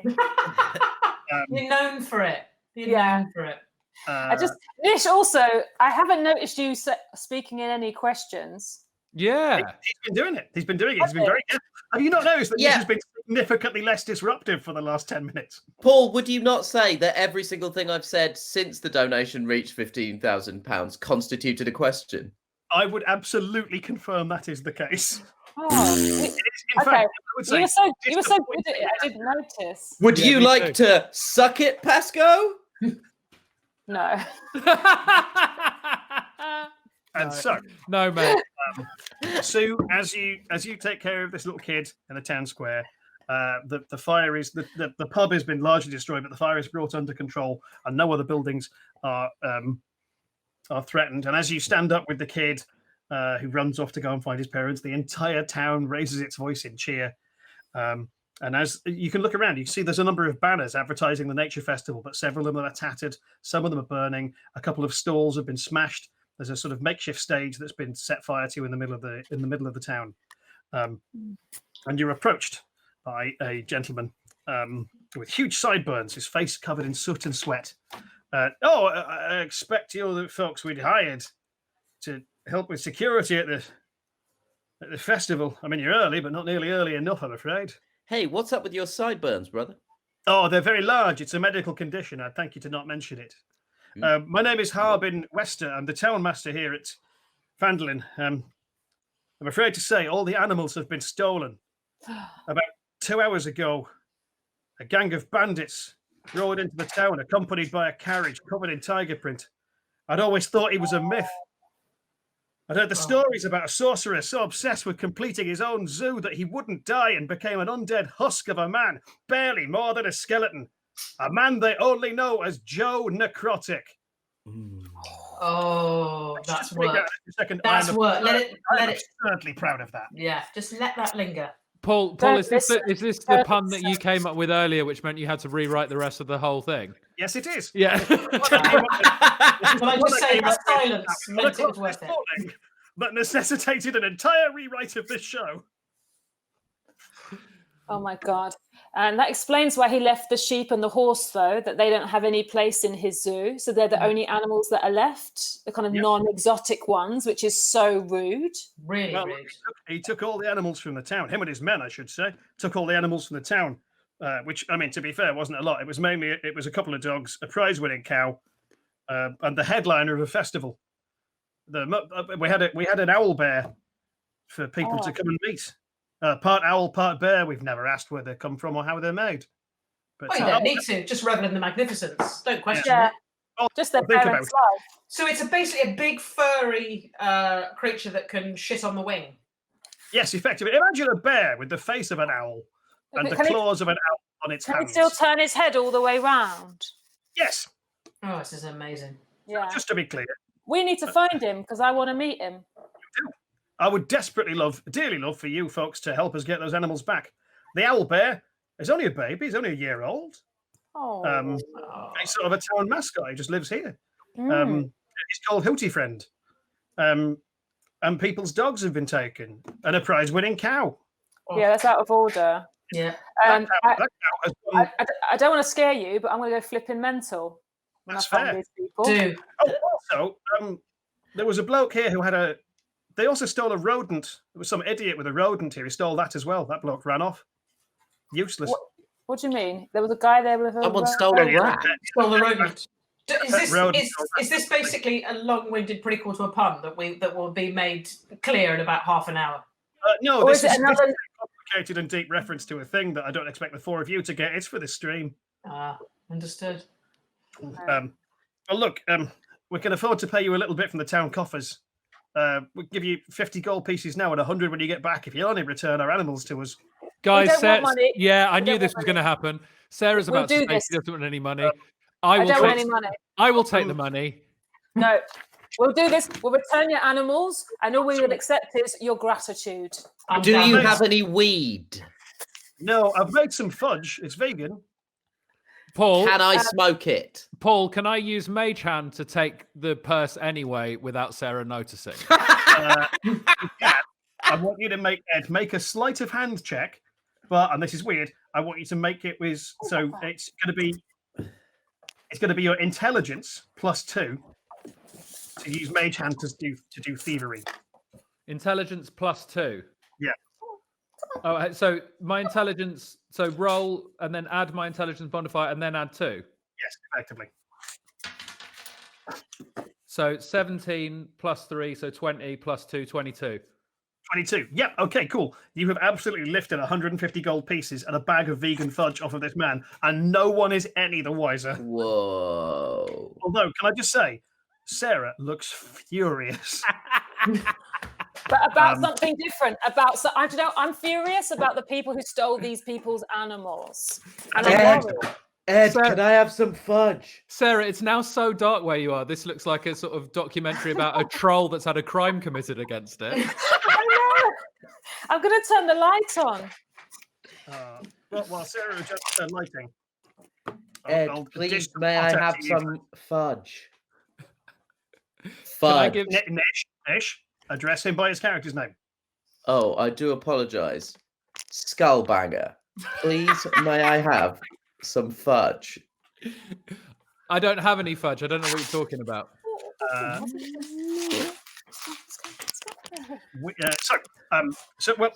All I can tell you is this: and they rode off down the main road. There's an old abandoned town about a couple of hours' walk that way. I imagine that's where they're based. I mean, they could be literally anywhere, but take it from me. I imagine they're in the one location I've mentioned.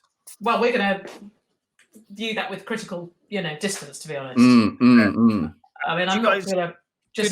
Did anyone write down the location that was mentioned? The big town a couple of miles away. The abandoned town of Retcon. Did you? No. Can we just jump in Ed's bag and then Ed will have to fly there? I can't fly, Sarah. You've invented that. Can your mage hand pick me up and then just... Unfortunately, I don't want to cast any aspersions, but I believe my mage hand has a weight limit of 10 pounds, and I'm fairly sure none of us weigh less than 10 pounds. You didn't tell me it was a micro octopus. Wow, your mage hand is a judgy piece of shit, isn't it? Yeah. A fattest mage hand. So are we heading off to retcon then? I think I retcon. All right. To You guys- retcon. Shall we go? Shinny retcon. No. You guys No, yeah. head off. You guys head off. I liked it. You guys head off down the main road, still the tribal trail, following the lead that Joe's minions rode off to the abandoned town of Retcon, which has, to be fair, changed since you were last here. Can I after just say, why didn't we ride the horses? I don't know. You left them at the bridge. Why did we leave the horses at the bridge? Because they were covered why in you did blood. They were dirty horses who may be evil. I don't mind. I don't think they were evil, and I wouldn't have minded scrubbing a dirty horse and then got on it to go to retcon. There's no time. Everything It was you on just said fire. sounded like fire. Well, I feel we've slowed ourselves down. It's very fun that this town is called retcon, This isn't is it? slowing us down now. There's no point regretting the past. I'd like to imagine that this is happening while you're just literally screaming, bickering at each other as you walk along the road. It does take you a couple of hours to get to retcon. Yes. But Felt like you- longer. Yeah, I've said my piece on that. After several hours, you see the sun is setting and you can see a small settlement up ahead. Around 9 abandoned and dilapidated buildings stand around a town square. This is all that remains of the town of Retcon. A cold wind picks up and whips at your faces like a weirdly focused dominatrix. You can see 3 empty wagons with cages on their backs sitting idle in the town square. There's no horses and there's no people that you can see. But can everybody make a perception check for me, please? Yep. Okay, you need to get off then. Come on. 9. Oh, 5. Uh-oh. What's 4 plus 2? 6. Oh, this is not going to go well. 4 plus 4. I'm 8. 8. Cool. Oh, hang on. Do I? You do add stuff to it, so Yeah. No, I don't have any additions though, do I? I'm not. I'm just violent and not very perceptive. The two which often case- go hand in hand. in which case, we've And I lost am a Nish. thick old man. Yeah, none of you spot anything out of the ordinary in Oh, this town. this is You not look good. at this scene of an abandoned town with an oncoming storm behind it in the sky as the sun dips behind a cloud and abandoned carts in the middle of the town. You look at this image and go, seems legit, and just seems all of you legit. loudly stomp your way into the center of town. As you get into the middle of town, oh man, I'm afraid the fact that none of you have spotted a thing means that a democratically selected curse has been triggered. That's right. Over £1,000 has been donated to the stream to specifically piss off Nish. I asked you to vote on which member of the cast. What the fuck? That's a question. Yep, I asked the members of the public to vote on which member of the cast would be harassed by a stupid curse, and they almost. I'll tell you what the rankings were if I can find them just now. I think I've wrote these down earlier on, but we've moved on to a different page. Piss, I can't find them. I know what they were. I was checked them roughly- out because I've got a big ego. Nice. Well, it was roughly Ed Gamble at around 200 quid, Sarah around 250, Sue had about 340 quid, and Nish at £1,100. A clear winner of the audience's concept. What the hell is going on? As you step into the town, a couple of things happen. All of you realize there's shadows moving around you. Chaotic patterns of shadow, like the shadows of people, but there are no people present. It's like you're at the center of a kaleidoscopic maelstrom.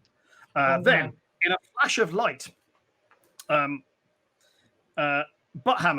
you feel a swell of evil flow into your body. Not again. Dozens of ghostly bread rolls appear in the air and begin to pelt Butthammer. Oh, what? As a form of legitimate comedic critique, doing 7 damage to Butthammer. Also, Butthammer, you are now, and for the rest of the adventure, aggressively gluten intolerant. Well, this is a real prize situation, isn't it? Just to be clear, anytime anybody in the party or me rolls a natural 1, Butthammer is going to get smashed up with bread. I think, Nish, you should stop doing stuff for charity. It doesn't work out well for you. No, it seems to really irritate people when you try and do good. as you guys are watching this happen and apparently doing literally nothing to do it. Will some of you help me with this goddamn I'm in bread? shock. I'm in shock. Jackasses. Paul, if I this is insane. You know, burning hands, right? Does that fucking annihilate everyone in my area, including my friends? 100%. Okay, I won't use that to toast the bread then. That's marvelous. Paul, can I do a Can series you not turn the bread into toast? That could have my eye out. No, I was Can going I do to. a I was going to series reduce of it to ash. fast sort of tumble rolls? Perhaps I could basically slice up the bread with my legs as they turn, and basically atomize it, turn it into a sort of more of a crumb texture. Sure. Make an acrobatics check. Or somebody in the chat has just coined the phrase critical bread roll, which I'm here for. 16. 16? Sure. Okay, fine. Yes. Sue, you backflip around Butthammer, managing to intercept a couple of the bread rolls. And what you realize is as you smack them out of the way, they just dissipate completely as if they were never there. Nish, you took, 8 damage from that? That's reduced to 6. Yes. Sue has saved you from a couple of points of damage. And Sue, as you do that, Thank you. You're a good friend, aren't you? Thank you very much. As you I do know that, what it's you like realize... to be gluten intolerant. I couldn't have that on you. I couldn't cope with it. If I wittingly stood by and somebody became gluten intolerant on my watch. I absolutely love that's what the party is bonding over. Sue, as you come to rest from this incredible display of acrobatics, you realize you're in front of what must have been an old temple or town hall. It's a large stone building with a massive double doors. The doors are long gone, but as you look inside, you can see at the far end of this building is a sort of jagged pillar made of what looks like it's ice, glowing with a sort of pleasing blue light. And as you look at that, the light becomes brighter, and you see almost memories of the townsfolk going about their daily business. And though all of you see this, in these sort of figures picked out in blue light, people presumably long dead. Is it an old school sort of plasma screen? Is that what we're dealing with? That sort of vibe, yeah. And as you look around the town, you can see people going to market and traders doing stuff, and people fixing, like blacksmith fixing a horse's shoe. And it looks like a scene of real economic prosperity. That music from the 20s is playing, the Benny Goodman song that suggests economic prosperity before a tremendous crash. And it's a nice busy town. And in the town hall, or in the temple, I should say, you can see the spectral apparition of a woman arguing with the spectral apparition of a man, but there is no sound to this. These two figures are arguing with each other. The man has his back to you. The woman is pointing at him. And as you look into this temple, you can see it's a temple to one of the nature gods, Sylvanus. So it's part building, part trees that have just shaped themselves to form the roof. And there's paintings of animals, sort of mosaics of animals all across the wall. It's a nature temple. And what someone's done is written the word tiger in blood on all the other animals years and years and years ago. And as you watch this man, and all of you can see this, I should point out, as you watch the man and woman argue, something changes in him. He holds up an amulet. Light pours out of it in all directions, and you see her freeze, literally freeze, and be pushed back towards where this pillar of ice is. You see the townsfolk look up in horror and one by one disintegrate. And as the man with the mullet turns around, you see his face fall away into form a skeletal nightmare creature that somehow still has a moustache and a mullet. And a creature that turns, looks directly at Butthammer, and vanishes. Ooh. I thought you said amulet, but you meant mullet. No, he had an amulet and a mullet. Wow, that's confusing. Were those two ever to be in the same sentence? Yeah. He needs to probably just call it a charm bracelet or something, because it's really it's hard to get the. That's just a Does anyone know why that weird ghost mullet man just looked directly at Butthammer? Well, you only think it looked directly at you because you are mashed. Yeah. Because you've got the vibe of Carol Baskins. Sarah, aren't you wearing leopard print right now? Yeah, but I didn't kill my husband, and I ain't answering any more questions about it. So why looking at well? Racism. Is it racism? I think it's a bit of racism, but also maybe they know you're a cleric, and perhaps this is your natural home, being in this temple. Or he's very good at picking out people to groom. That's what you saw from the documentary. He was very good at finding the vulnerable and taking advantage. He knows that Nish is a future meth addict. Yeah, he's addicted to drugs. Once again, you're watching a comic relief live comedy stream of a Dungeons and Dragons game. keeping things right. Also, Nish, great news. We've hit 17 grand. Hey, which means well done, everyone. Hey, Well well done. done, everybody. It does mean during the next fight, you will all be harassed by a horrible goose. Great. Oh. Look at the puppy. Chat, give me some hunk hype. Beautiful. So, what would you guys like to do? This image of this town, this once vibrant town, has been dashed in front of you. You've seen the deaths of all these people caused by this awful person. Yeah, what's gone on is that you can see this actually reassuring blue light is emanating from this pillar of ice or crystal. You're not quite sure what it is without any investigation. Can we Can you hear it? Can we go and The investigate? geese. I can hear the geese. I can hear the geese. Yeah, I can Can actually hear. Yeah. That's Can we amazing. please, in the chat, give it up for King Rob. All hail King Rob! Oh, hail King Rob! So yeah, what would you guys like to do? Can we investigate the pillar, please, Paul? Yeah. You certainly can, Ed. You approach the pillar, and as you walk up to it, it's weird. It is ice, but it's not cold. Would you like to make an Arcana check, Ed? Try and work out what it Yes, is. absolutely, I would. Thank you. Okay, so unfortunately, I rolled another one, so it's 6. No, you've got a natural 1, so you are absolutely convinced that in order to free the woman from inside this pillar, you must kill Butthammer. But I got +5, so it's The +5 doesn't matter. You got a natural 1, friendo. So I believe I've got to kill Butthammer now. Mm-hmm. So you're sort of possessed. It's very easy to destroy bread rolls. He's not possessed. He's just wrong.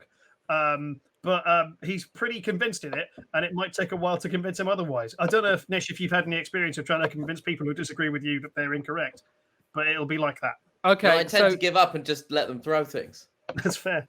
Oh, wait, a natural 1 was rolled. Nish, take 8 damage from bread. Oh, come on. Somebody rolled a natural 1. So spectral bread appears around Butthammer, slamming into him as a form of legitimate critique. Can I roundhouse kick it again? Anatomize. You certainly can. Make a normal attack roll against the bread, Sue, and see if you can knock off any damage from this. 13. 13. Yeah, you can knock 2 damage off that. Get a couple of cut that into a couple of bit slices of toast. They can also Paul, have you given me like a trick dice? Because I rolled 20s or 1s. This is fucking bullshit, mate. I've not. They're legit new dice. I haven't used them. Genuinely, the dice I sent you, the D20s, have not been touched by me. I used gloves to put them in the bags. Where'd you buy them from? A joke shop? This is ridiculous. Oh, and the other ones I genuinely disinfected before I sent to you. But yeah, anyway, right. Does anybody else want to make an Arcana? Actually, no, Nish, would you like to make a religion check or Arcana check? Can I use a spell? You can, yeah, sure. I've got a cure wounds spell that I'd like to do on Butthammer. Yes. Can I just point out that Sara, the ranger, is being the most generous healer character I've ever had in any game, as opposed to right now, Nish, the fucking healer. Nish, you're supposed to be healing people, brother. Sara, sure, you reach out, you reassuringly put your hand on Butthammer's eyes, and you put it on his butt. You heal him for 9 damage. Heal him with 9 damage. That's good. Yes. That's really great.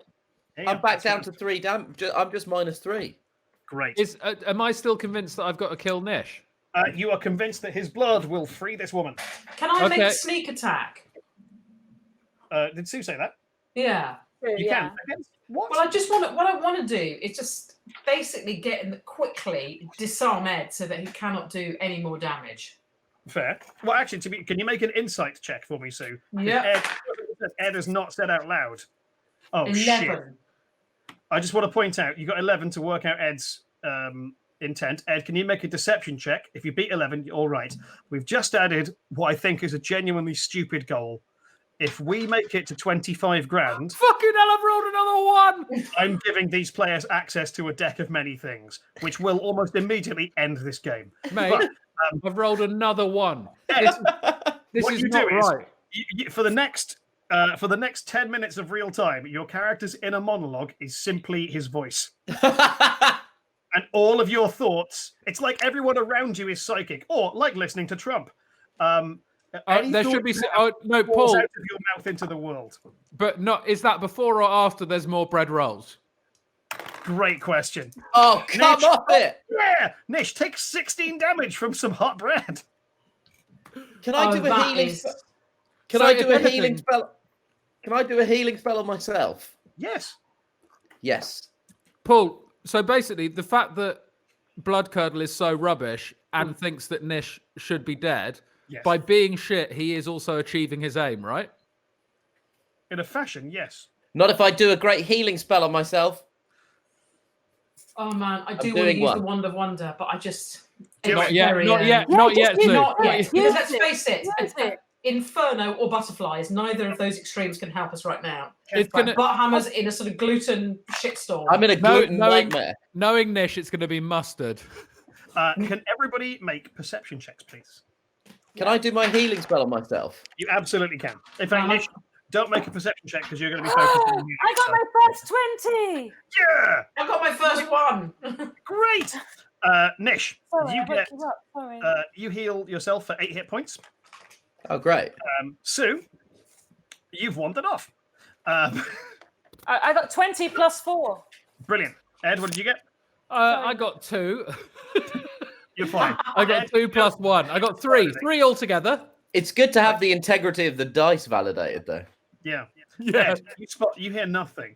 Oh, Sue, you are absolutely convinced that Blood Curdle is imminently about to attack Butthammer and start to try and wrestle his creepy dagger out of his Paul, sorry, mate. Did Sue roll a 1 there? Yeah. So is that more bread? Oh, you've got to be kidding me. I've tried, Butthammer. I tried to high kick the bread away, and now basically focaccia missiles are just firing at you. Actually, this time round, it is all bagels. 4 damage. 4 damage, Nish. These somehow they're sharp. Sarah, you above all of this absolute. Can I just say that a bagel scored less, Paul, than normal bread? I That's have to say anti-Semitism. the density of a bagel is way more potent. Take a bagel to the face, you'd know it. That's a lot of these are none of these are hitting him in the face. These are all hitting him in the sort of in the wrist. Can't believe area. it. Oh, then yeah.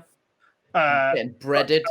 I'm getting breaded at all sides. Everyone's bloody throwing bread at me. This is you hear absolute nonsense. Of the temple you're in, the beating of massive wings.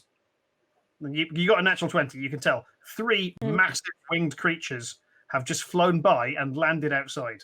You are well aware. You can also now hear 3 different creatures approaching the front door of the church. I'll let you have 20 seconds to warn everyone else and prepare some kind of response.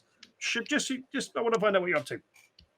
Okay, so you presume that these are negative creatures, whereas I know that these are the unicorns that have always owed me one and promised that if I was ever in a situation where one of my group was about to die of bread cuts and animals in general needed rescuing, that they would come and work with us as a team. So I'm just telling everyone, don't get scared. You're about to see a unicorn for the first time. They're amazing. Great. So everyone is nice and relaxed. What appears in the doorway is 2 taxidermized tigers, bits of skin rotting away from them, dust pouring out of the gaps in their flesh, and a gnome with swept back long white hair, antlers protruding from his forehead, and like other bits of animals grafted onto his limbs. Yeah, this wasn't what I was expecting. No, you lied about this. This is not. Yeah. Yeah. They sounded just like 3 unicorns, but it's deceptive. They did. The tigers pad in. Like, I see. I can't do the voice of this guy, but I see you're looking for Joe. Oh, my name is Doc Antler, Antler. I'm his taxidermist. Joe sent me to make sure you don't go free and Carol Banshee over there. Can I transform into Stephen Mulhern, please? You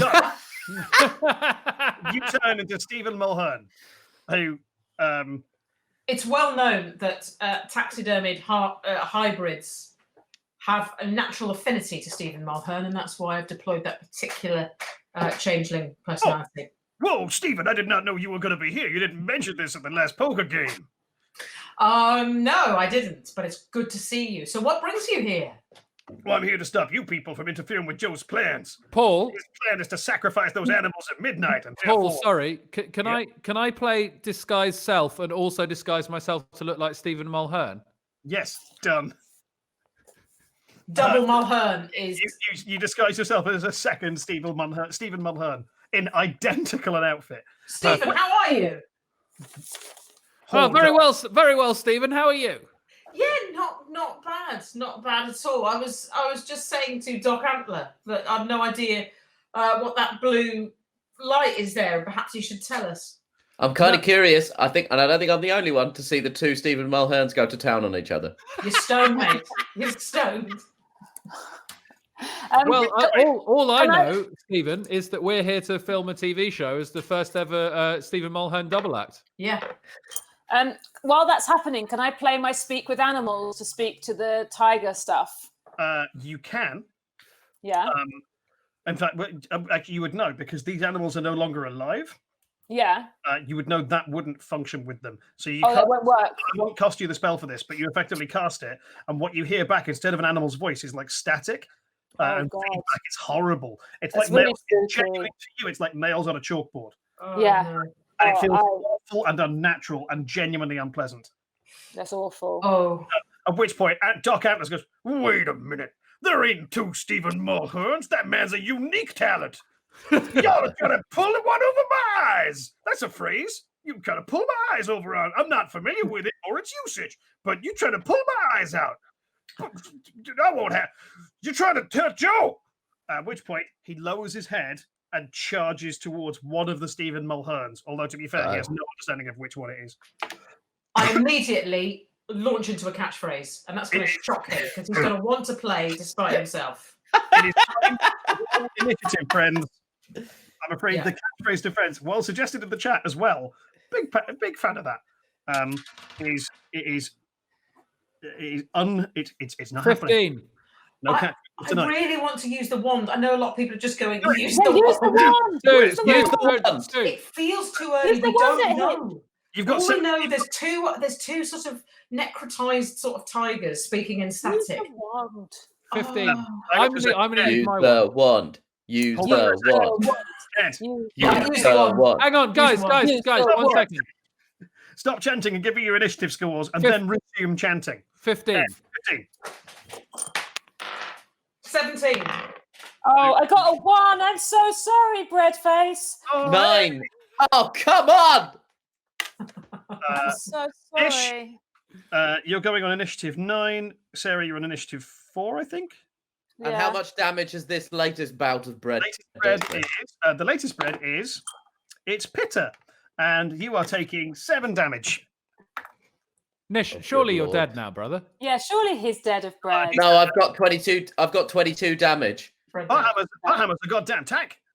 Butthammer can take it on the chin. When you die, can you go crumbs like that? Nish, next time the bread happens, When I die, I'm taking everyone with me. Nish, please try and eat some of that bread before it damages you. He's doing it in time, mate. It's not how it works. Yeah. If I go down, I'm taking everybody with me. I will sacred flame you all. So help me God. Next time, then, Nish, eat the bread and fart all the enemies away. Okay. I'm afraid. So, who of you is currently disguised as Stephen Mulhern? Those me two. and Sue. Those guys. I love that Sarah just pointed at them. I can't remember their character names. That's fair. Sue, Evans, Ed, Odds. Evans. Doc Antlers is charging at Sue. Sue, your armor class, please. My armor class is 15. Oh, son of a... I got a 14. So as he charges at you, antlers down, you whip the cloak out from behind you. Have I become a matador? Costume, and matador him into the wall behind you. With a dull thud, he takes some of his damage from that. That's not great. He takes 9 damage, slamming his face into the wall. And Sue, it is now your turn. He's got his back to you, and his antlers are stuck into a wall. This is primo sneak attack chance. But as the chat is saying, use the wand, please. Well, it's difficult because I've got Jolene. Let's not forget Jolene. I've got Jolene. I've got the wand. You've got Mandy. I've also got Mandy. I think how we're naming everything your character. What would Stephen Mulhern have? What's Mulhern got up his sleeves? He doesn't have any hit songs. He's just got natural charm, and that won't work now. I mean, you can only deploy. He's got a happy-go-lucky, easy, sweet manner, but we're past that.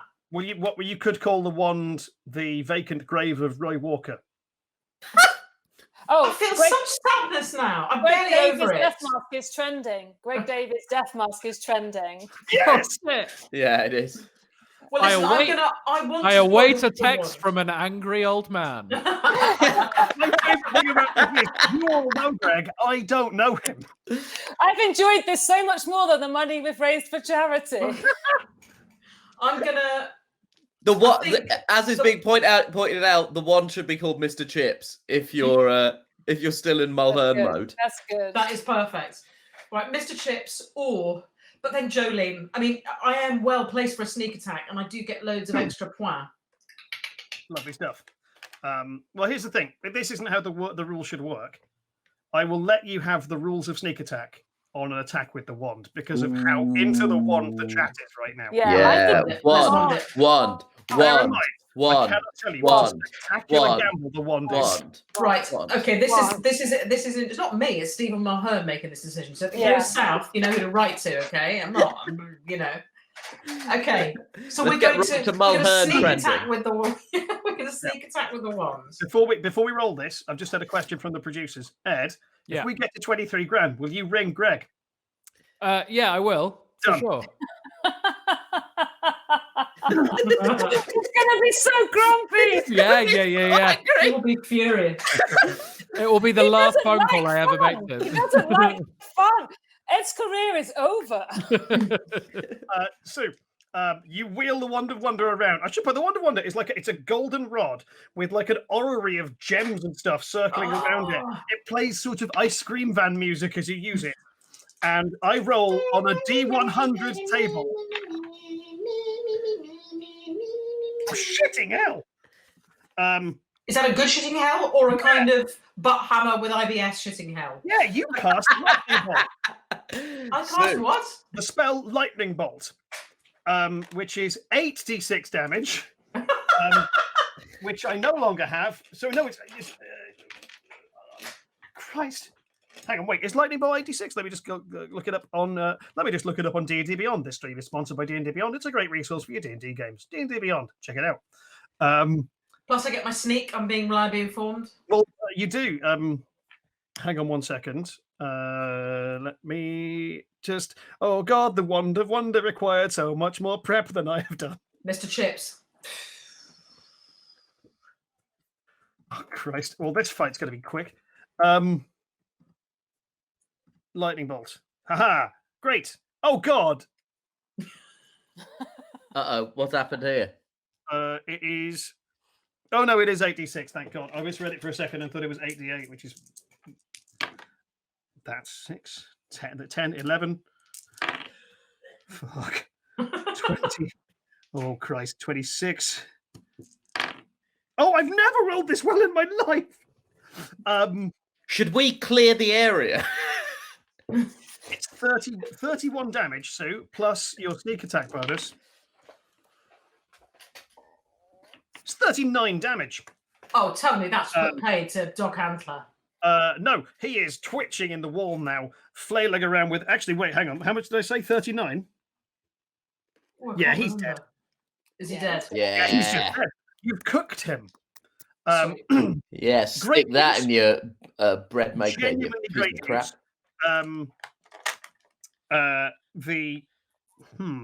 Here's how this is going to play out. The tigers, as they round on Sara and on Silky and Butthammer, leap, and as Doc Atlas dies, the tigers just dissipate into dust. Nice. And all you're left there is kind of going, oh shit, because these things are huge. And then all that happens is dust. You cough, and there's a really unpleasant sense. You all look up and see two things. You realize two things. One, there's a ting, ting, ting, ting, and you see the amulet that Joe Necrotic had in the vision fall out of Doc Antler's pocket.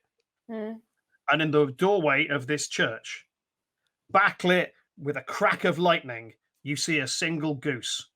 Oh no. Oh, and it you... ominously honks at you. Yeah. We need to get that amulet right away. Wait, hang on a second. First of all, can I put Doc Antler's corpse in my big bag, please? Yeah, it's really easy because you've got a shovel. Yeah. And we also have a wand that makes corpses fly in the air, so you can just do it with that. Yeah. Wait, so someone grab the amulet. Someone who's not going to die of bread imminently, grab the amulet. So here's what happens. Ed, yeah, Blood Curdle uses the wand of literal raised dead to levitate the corpse of Doc Antler and slam that into the bag of holding, along with some of the other bits and bobs. You look back at the door. The goose is no longer there. What? It's like a portent. Yeah. Yeah. From the night somewhere, you hear a honk. Oh, God. And the amulet lies on the floor of the church, emanating gentle blue light. Is anyone picking it up? Can I just say, I want to immediately change from Stephen Mulhern because geese famously hate Stephen Mulhern. Oh, they hate Mulhern. They will peck that brother to death. I'm out of the Mulhern thing as well. I'm not because everyone loves Stephen Mulhern, that's a given. But geese, for some reason, have taken a gin, and I think you're right. We need to get the hell out of that disguise. Can you change into David Attenborough? That's not a bad suggestion. Let me go and get the amulet, and let's see what happens. Because if I go towards the amulet, but here's my plan. So if the geese come at me, then someone might throw a 1, and we might get some bread going, and I can distract the geese with the bread. Or Nish, why don't I cast Mage Hand to go and pick up the amulet to see if anything bad happens with it? Yeah. Good idea. Do that. So, Paul, can I cast Mage Hand to go and pick up the amulet? You absolutely can. And Ed, I'm going to give you your reroll back for a surprisingly credible plan. Thank you. Which I realise sounds like a compliment, but it isn't. You pick up the amulet. It feels perfectly safe, and you can feel the mage hand as you control it is being drawn towards the pillar, like a distant magnet. But it's not like whipping out of your hand into the pillar. You can just feel an affinity between this and the pillar of ice. Do we think I should take the amulet over to the pillar of ice to do whatever it wants to do, or should we resist it? I think maybe let it do its thing. Let it do its thing. Let it do its thing. Follow it. Okay, then I'll use Mage Hand to take the amulet to the ice pillar, please, Paul. Great. What happens is there's a pleasant flash of radiant light, and the ice pillar melts away. But rather than melting into water, it it just turns into motes of light that lift upwards, and leaving you there looking at the spectral form of a lady wearing leopard print robes. You were looking at Carol Banshee, a nice ghost, who turns to you and says, "Well, again, I can't remember her voice. I'm very tired." I think you should do it. Come on, we need to do it. I'm going to do any voice. She's very sexy. It should be a sexy voice. Very sexy. Sarah, that's not my wheelhouse, but I'll do what I can. Well, I have to thank you all for freeing me from this awful place. I'm doing Blanche Devereaux. Doing it for me. But we're not done yet. Joe is right now back at his awful zoo, preparing to sacrifice those animals on the altar of his own ambition. And I can't come with you. Wish I could, but I'm tethered to this place. But I can't help you all out. At which point, she bathes you in radiant light from her hands, and each of you, any of you who are injured, can heal 9 hit points. Any spell points, any spell slots you've expended, you can have sick. two of them back. Paul, can I check if we're getting 9 hit points? Does that just take us back to our full hit points, or do we get extra? It doesn't go over. Motherfucker. Yeah. Well, what I need you folks to travel to that terrible place and save those 2 poor animals before Joe can sacrifice them to whatever evil force he's serving. Those 2 beasts are greater than they appear to be. The owl bear and that hamster. They're connected to forces beyond our understanding. But the zoo is far from here. You'll never make it unless... Wait. Hark! Unicorns have arrived. She was right. At which point... Silky's always right. As she walks, she floats to the front of the temple. And you see... In this stormy sky, rain is battering down now. You see 3 beautiful unicorns running through the air downwards towards the front of this temple. At which point, Carol Banshee looks at her like, "Oh well, you'll need another.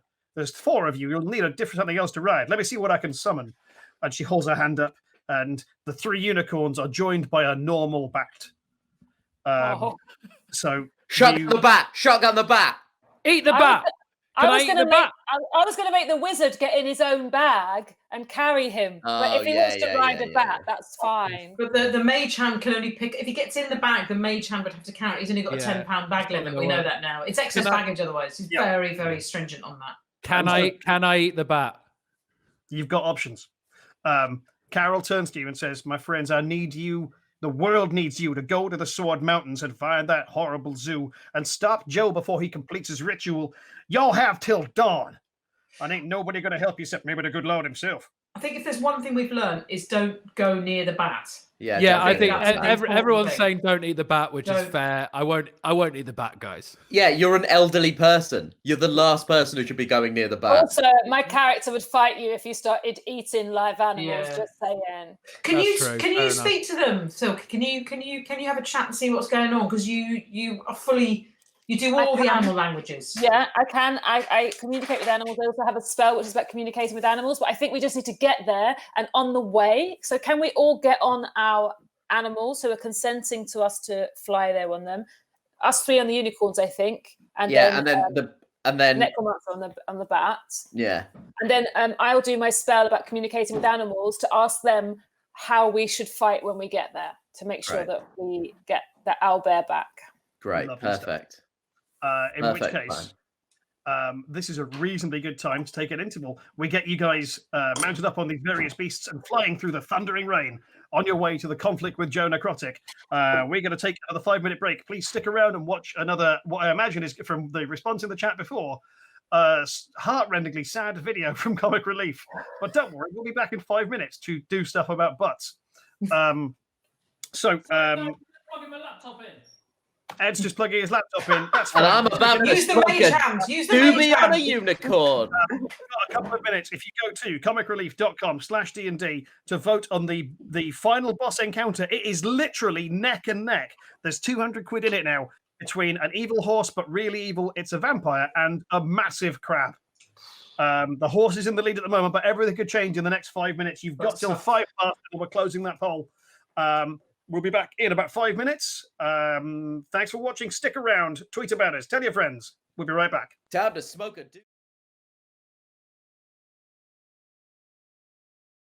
Every day you'll take a domestic abuse call. There's not one day that I've worked in 5 years where I haven't taken a domestic abuse call.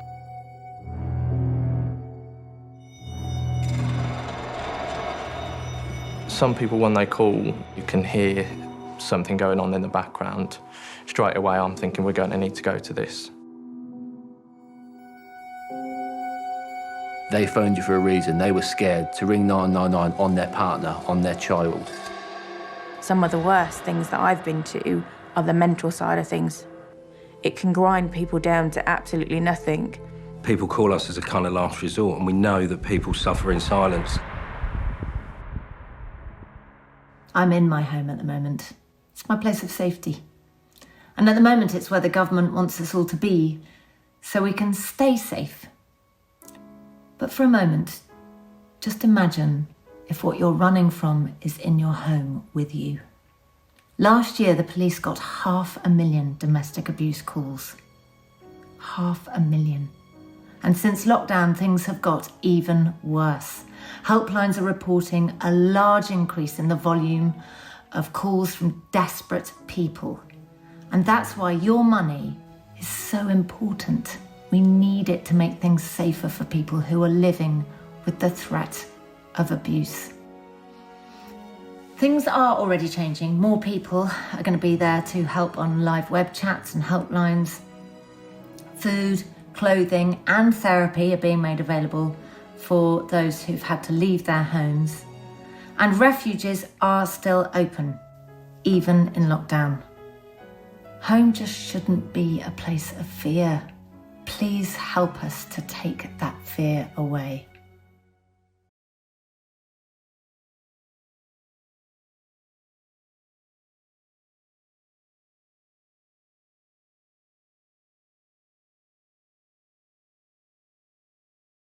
post-traumatic stress, obsessive compulsive disorder, postpartum psychosis, history of depression. I'm diagnosed schizophrenic. I've been bereaved by suicide.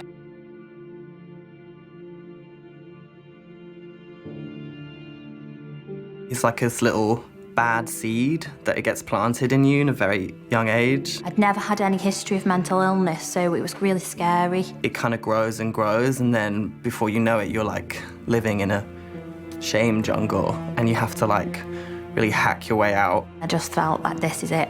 It's coming. It's like a train, it's coming, and it's going to hit me right in the face, and it did. Felt like I was kind of on the outside looking in at chaos. Affects your ability to deal with situations rationally. So you end up crying because you burnt toast.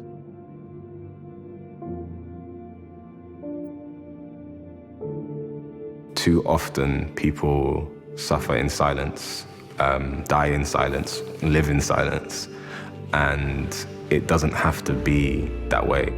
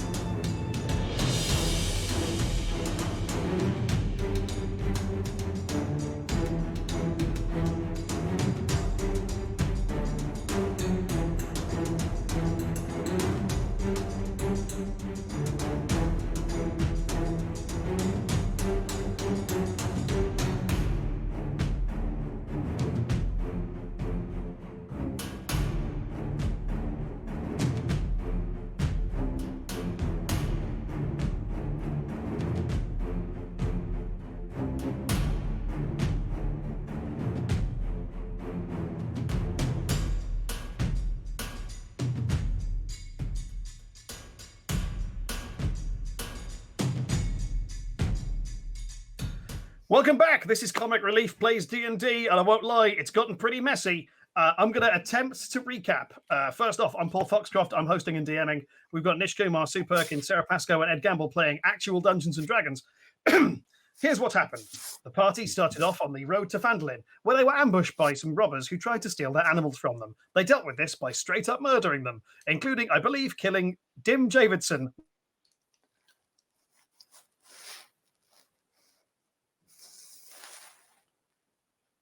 Paul's keeping us in suspense. Yeah, Are you okay. frozen? That's happened for everyone else, right? Davidson got to Foxcroft. Yeah, the ghost of Dim Davidson just nuked him then. Oh no. Oh no, this is a disaster. Yeah, his Dim Davidson's mage hand, I think, pressed refresh. Guess we're unsupervised now. Hey, I've got this. Ed, Okay. get that Here we mage go. hand down my trues. And you you all win the game. Oh, What happened there? So then what we got up to. So the party. Can I just say, within 0.01 seconds of you disappearing, everyone was hashtagging RIP Paul. I mean, it was barely a heartbeat between you disappearing. Like, he's gone. He's gone. Let me say, guys, This if that's moved fast. if that is the speed of your response to me vanishing from the screens, I cannot wait for my funeral. So the party is facing down Joe Necrotic. They went to the village of Retcon, which had changed since they were last there, and freed a ghost known as Carol Banshee from the evil machinations of Doc Antlers. None of this could be sued. They're all different names. You can't sue me. The party is currently riding on 3 unicorns and 1 normal bat through the night sky on their way to the final confrontation with Joe Necrotic. I should point out we do have a new stretch goal, which seems ludicrous.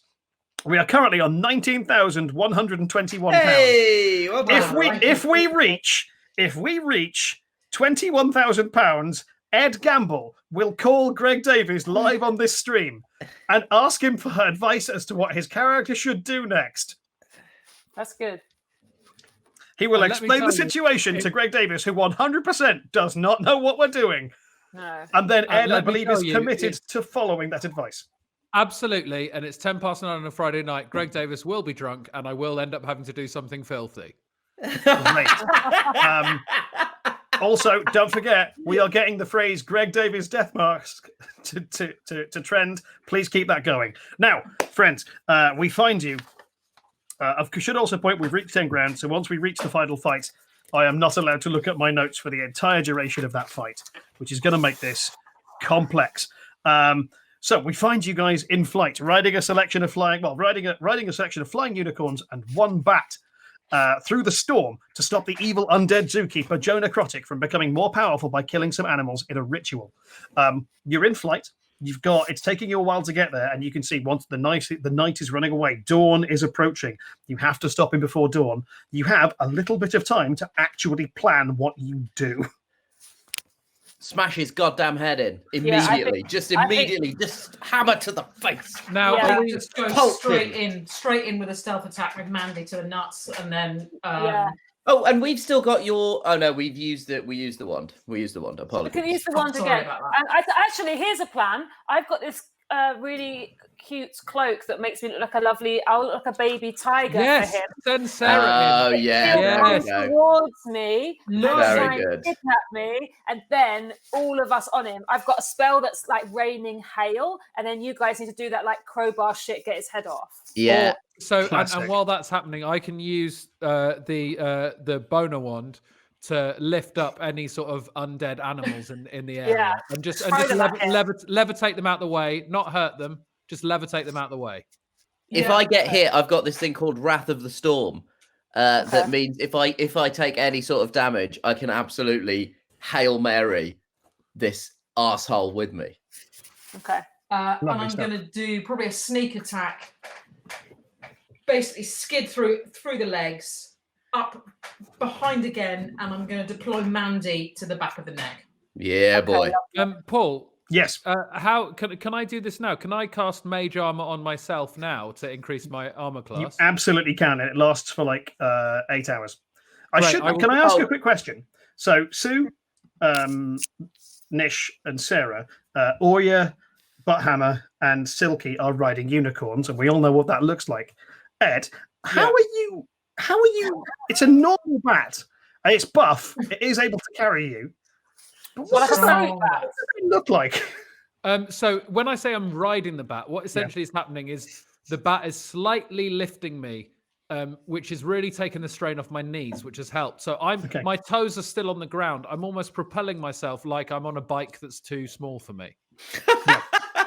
So the bat is there, but the bat you can't see the bat. The bat is burrowed in my gooch. God. Can I do some spells on myself to heal a bit more because I'm a cleric? You certainly can. Are you cure wounds? Yeah, cure wounds, please. Yep, I'll roll that for you. Oh, great. That is 11. You get to heal yourself for 11 points, friend. Great. I'm only down to -2 on the old bread front. And we've also got another potion of healing up our sleeve if someone really gets it. Yeah. Oh, so just before we get into this fight, I just want to keep track of who's carrying what magic items.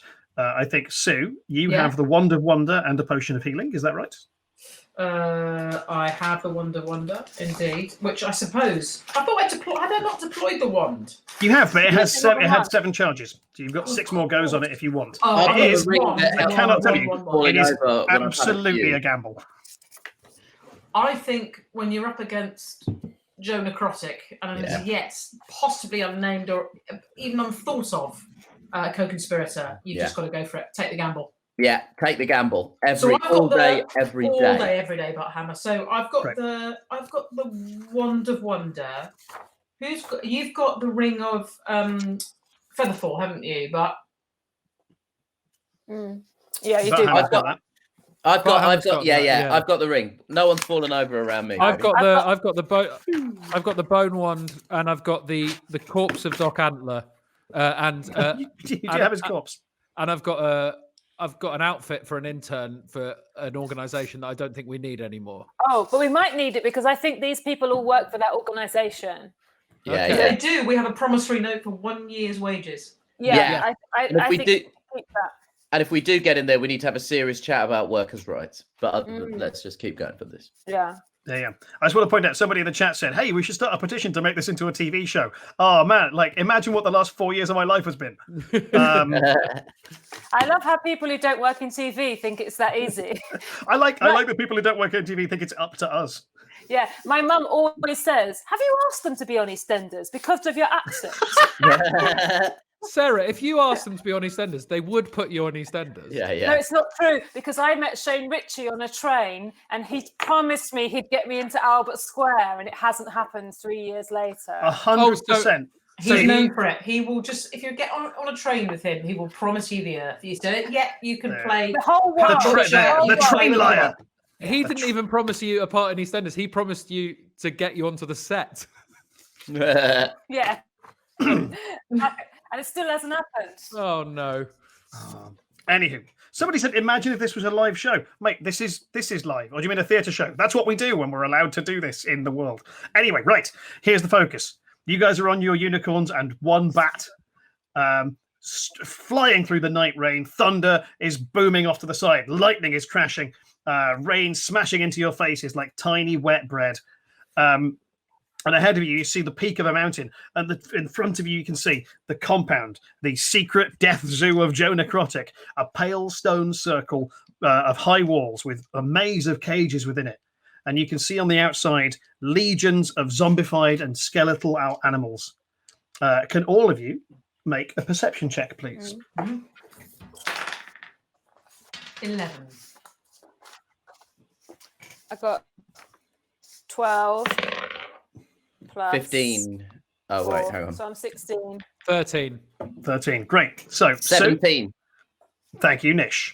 Sue, you've seen as much as you're likely to in that description. I'm pretty fighty. I'm not the brightest, I think. Who got over 12? Lovely. You guys, you can see inside this compound is a raised platform with an altar on it and a variety of cages. A skeletal figure with a mullet dressed in tiger print robes and with a priest's shirt on is lip syncing to a chant that he is absolutely not singing himself. And preparing a sort of creepy dagger. And in front of him, you can see on the altar is a restrained owlbear and a hamster in a small box. Who got over 15? Oh, that shit makes me angry. Nish. what you see is on the mountain, running up to these. You can see the undead animals surrounding this thing, rushing down the mountain towards a figure, and you can see a lone figure charging up the mountain, massive sword in hand, bald head, and a purple cloak flapping in the wind. That's all you can make out, but you can just hear over the wind, over the thunder. You can just hear the man crying, "Boo! Fear not! I am coming to take evil's ass and kick its name!" As he starts laying into these undead things. He seems to be handling it pretty well. It is for the chat. Yeah, it's 100% Minsk. I'm using Minsk. Deal with that, Perkins. Not Sue, Chris. A different Perkins. You can't stop me using Minsk, Chris.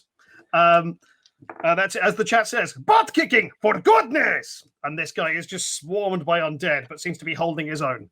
You guys, however, now what he's done, he's drawn all these horrible beasts away from this bit, and you guys have a clear run at Joe Necrotic.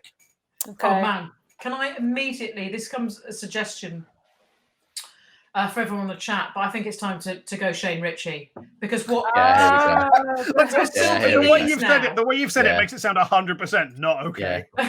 But the thing is, everyone needs a morale boost. Yeah. And for Silky, it's just like, just to suddenly become Richie, to just look you in the eyes and go, before we start this fight, I want you to know that when it's over and when you've vanquished all of this weird shit, you're definitely going to go to Albert Square.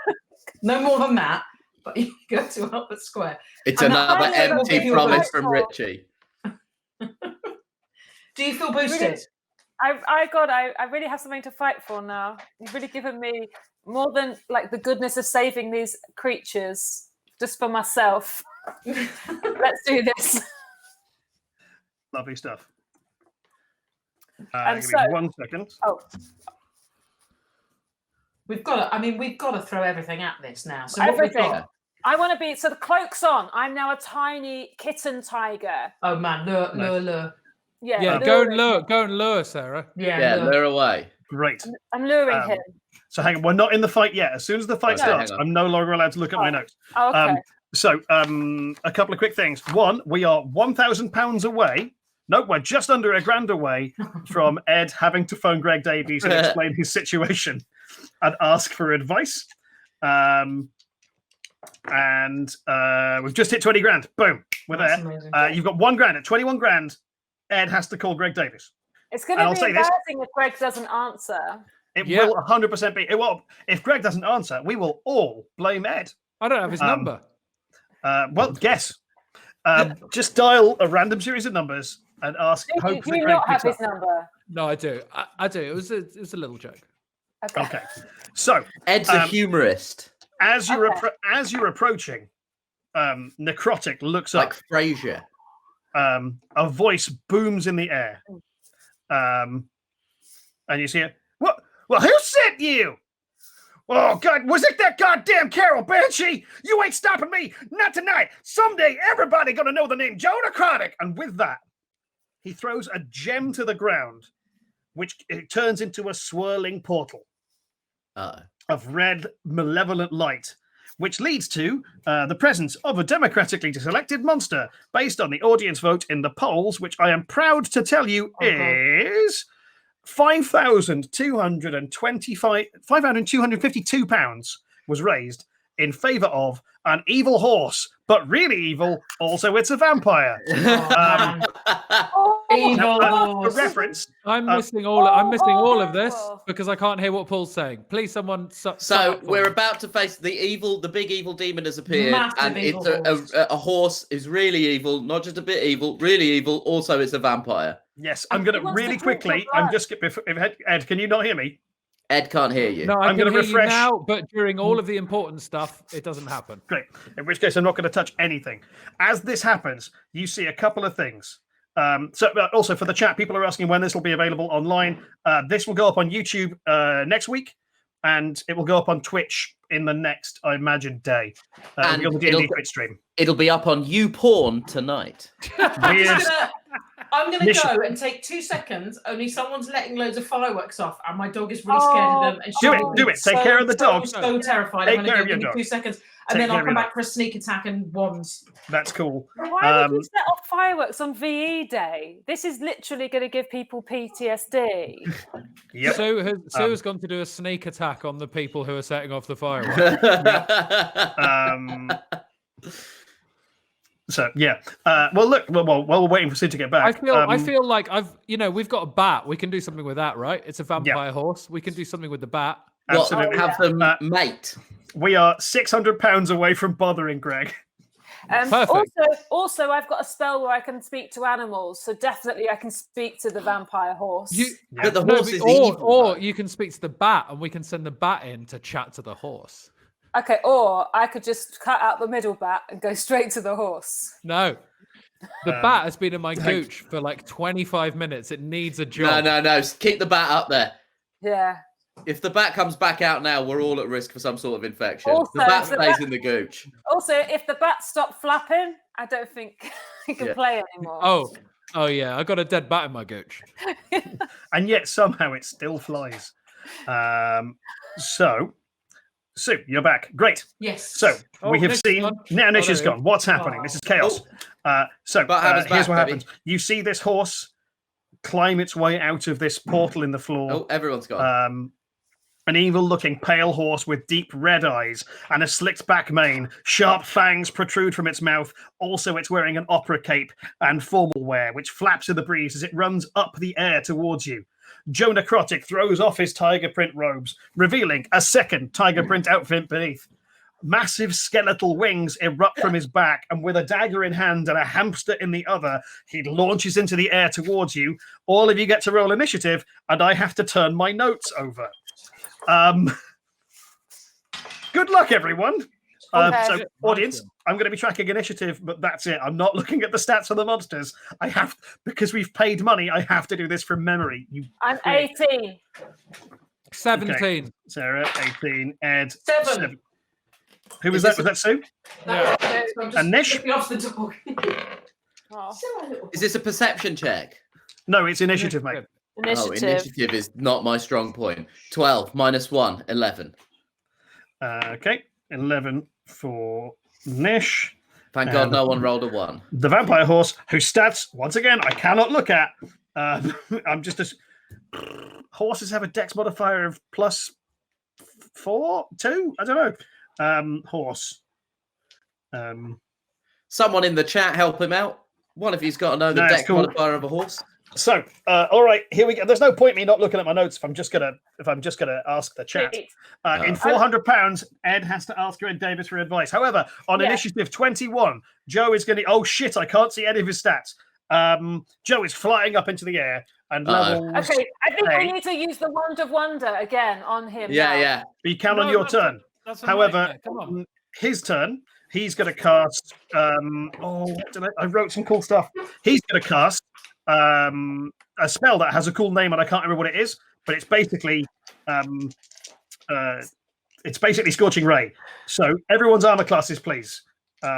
Nish, 16. 16. That's a hit. Sue, 15. That's a miss. Sarah, I'm 16. That's a miss. Ed, because I have my mage armor, 15. Oh fuck! Are you kidding? What? 14. The only one he's hit is Nish. Oh come on! So this game is racist as all hang on for a hell. second. You can on your turn. You can on your turn. Dragons and racism, more like. Nish, So- at what point did you think Joe Necrotic wouldn't be racist? I haven't seen Tiger King. Nish, Nish, this ball of dark necrotic energy slams into your chest for. Hang on. Oh yeah, for a spicy 15 damage. Oh, that's as you gonna feel sting. yourself age, and then with his other action, Joe levels a black and orange striped wand, the wand of tigers, and fires a live tiger at Sarah. 18 hits. I have no idea what damage a tiger collision does. This is difficult though for Silky. Yeah. Because on one hand, a tiger coming I'm a towards cat. you. Wait, no, is sorry. great. Silky has already turned into a tiger. He's not attacking you. Yes. So instead, that attack. He thinks I'm his baby. Sue, you are correct. A live tiger has been fired at you. It looks as surprised as you are, and it's hit you for 17 damage. Wow, Can you please make a dexterity saving throw to not fall off of your horse? Oh, yeah. Don't forget, 17. 17. This tiger slams into you and just sails off into the night. Great. You kind of slide off the side of the horse, grab its mane, and then scoop all the way around the underneath and come back up the top. It looks rad. Can I do Wrath of the Storm because I took a hit? You can't, only when people are adjacent to you. Oh, damn it. Chat is asking, Sue, is your dog okay? She's right down here next to me. I can't show you because I can't tilt the camera. I can't the angle it's at. But she's the sweetest thing, and she's all right. I have to just when she does when we clap on a Thursday as well. She gets very, very upset. So if you put your whole body over her like a thunder coat for a bit, she calms down. So she's much, much better now, and she can listen to my endless babble at close range. Grand. I'll say this: we are 300 quid from having to phone Greg Davis, and 3 turns from Ed's go. So if we can time that well. First up, though, Sarah, it is your go. You are currently appearing as a tiger. Oh, you have the physical form of a tiger. Yeah, I'm a baby tiger. A baby tiger, and I want to seduce Joe to come near me, to pet me, to try and grab me. Okay. I'm bringing him to us. Rather than seduce, because that has a lot of weird connotations in the context of D&D, let's simply try and attract him to a tiger because he likes those and their pets. Oh, does it? Yes. Oh, it really does. Let's not get into that now. It still means that. Well, let's try and make him want to pet an animal in a non-romantic or sexual manner.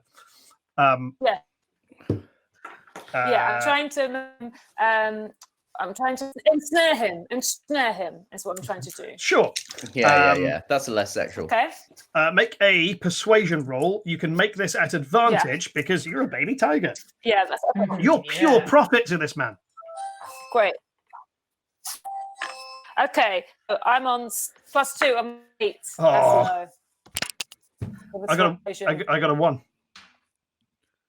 You immediately you just sort of sit up adorably on the back of your horse, and I'll say that Joe Necrotic loses his entire next turn to being entranced by your tiger abilities. No. However, I rolled a 1, so Nish gets pelted with magic bread. Oh, you've got to be kidding me! Yeah. It's 13 damage, Nish, and this time it is. I can't look at my notes. This time, guys, I'm afraid. The 30, I can only sustain 30 hit points. 13, not 30. No, but I was already on 17. Oh no! Are you on 0 hit points? 30 damage. I'm on 0 hit points. Oh no! Is that what can we do? Can we resurrect you? In which case, we have the potion. We have the potion, Sue. The healing potion. Stu has the potion. Yeah. Well, I'm very torn. Luckily, whose go is it? Luckily, hang on. Nish is currently wearing the ring of feather falling, so you fall unconscious and slump off your horse, and like a feather, even though you are the size and shape of a very buff dwarf, you are floating down towards the ground relatively slowly. So somebody could grab you and heal you, or give you healing potions. But Sarah's just had her go, and you are the party healer. So wait, hang on. Wait, no one. You do have the ability to restore everyone's hit points to full at any point during the stream, and the stream is making me say that to you, and I wasn't going to remind you. The audience has paid for you to be able to heal up to full. Bring back You've still got hammer. 4 hit points. You've still got 4 hit points. They're saying you're not dead. You're not. Yeah, you don't. You don't have 0, mate. You're not dead. Oh, I was tracking because I also got stabbed. Pretty... refresh, and we're about to pass the Greg Davies amount. Oh, there we go. We're at Greg. Yep. Wow. So give me a second, Ed. Let me get through the next. In fact, your turn is next. Yeah, it is. So Nish, I will say, this is it. So you've used your heal. You're back up to full health, and you are hanging onto the Pegasus for dear life. Axe in one hand, and your other hand holding onto the Pegasus. Ed, it's your turn. Please phone Greg Davis. Thank God.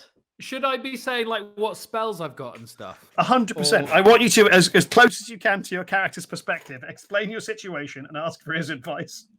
Okay. If you're just joining us, we are playing the loosest game of Dungeons and Dragons ever. This is really happening. Come on, mate. Hello, mate. You're right.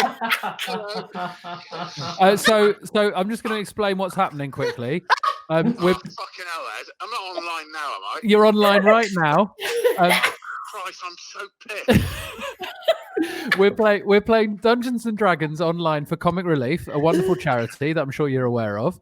I'm very aware of it, but I don't know anything about Dungeons and Dragons. Well, you don't need to. I'm going to explain the situation, and all you have to do is tell me what my character should do. So I'm a wizard called Blood Curdle. Of course you are. Yeah, and we're in a battle with a man called Joe Necrotic. And I've got various spells at my disposal, but he's throwing tigers about everywhere. It's going. I mean, literally, you can tell me to do live tigers. Live tigers, yeah. Okay. And you can tell me to do anything. I've got various spells. If you want me to do one of those, that's cool. Otherwise, just tell me to do whatever you want me to do that you think would be useful in this battle. What? I can literally say whatever I want. Yeah, that's D&D. Okay. I think you should make it a priority before you do anything else to behead every single tiger. So I've got to behead every single tiger. That's my main aim. How do you want me to do that? Well, I thought you had loads of... Can you do a spell that just makes their heads fall off? I'm not sure I can do a spell. That is very specific. That makes their heads fall off. I've got a creepy dagger, but it would take me a lot. It would take me a lot to chop all the tiger's heads off with a creepy dagger.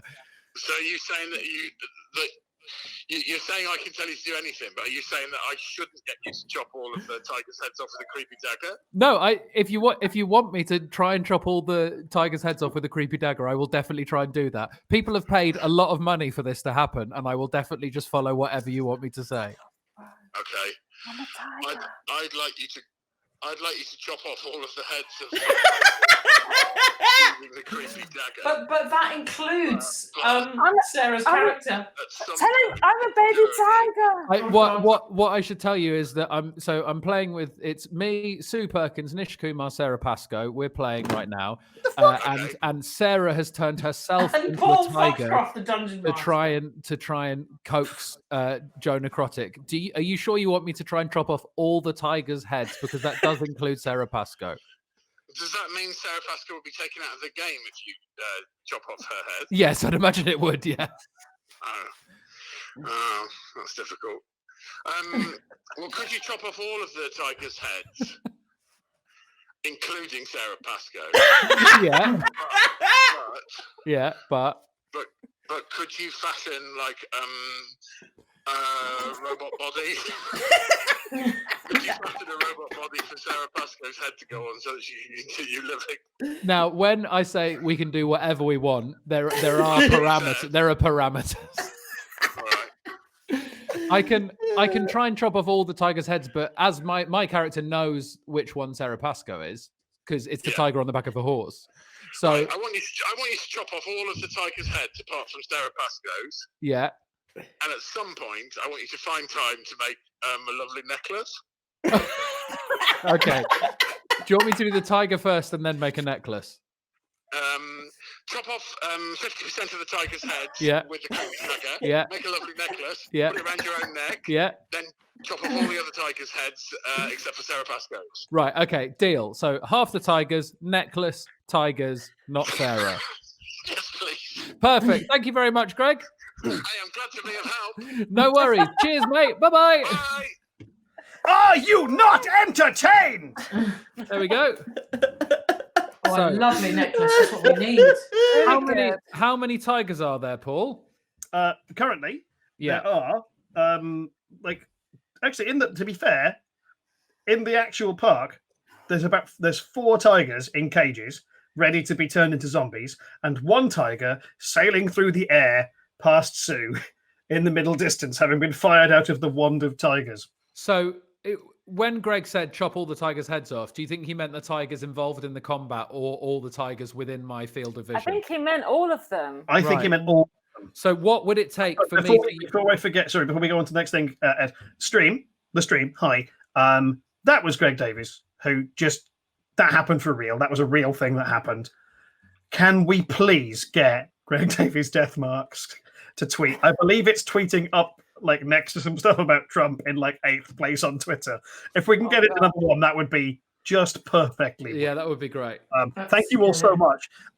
If you raise another $4,000, I give these people a deck of many things, and we basically end D&D for all time. I'm simply tweeting Greg Davies #Greg Davies death mask. Yeah, I'm going to do that as well. It does say quite how many tweets. I'm going to do it as well. Hashtag. Also, who else can we call? Call Aisling or Catherine or someone? Yes. Fuck it. Let's do it. How much money are we on? We're at 21 grand. At 22. I could call Bez. Mary Berry will be in bed by now, but I could maybe. Or will she? It's 20 She might not be in bed. Surely it's 25k to call Mary Berry, even if she's It's in bed. 25k to call Mary Berry. I'll leave a message if she's not in. Apparently, Greg Davies' death mask is just beneath the words drag race on trending. Right. Oh, that's good.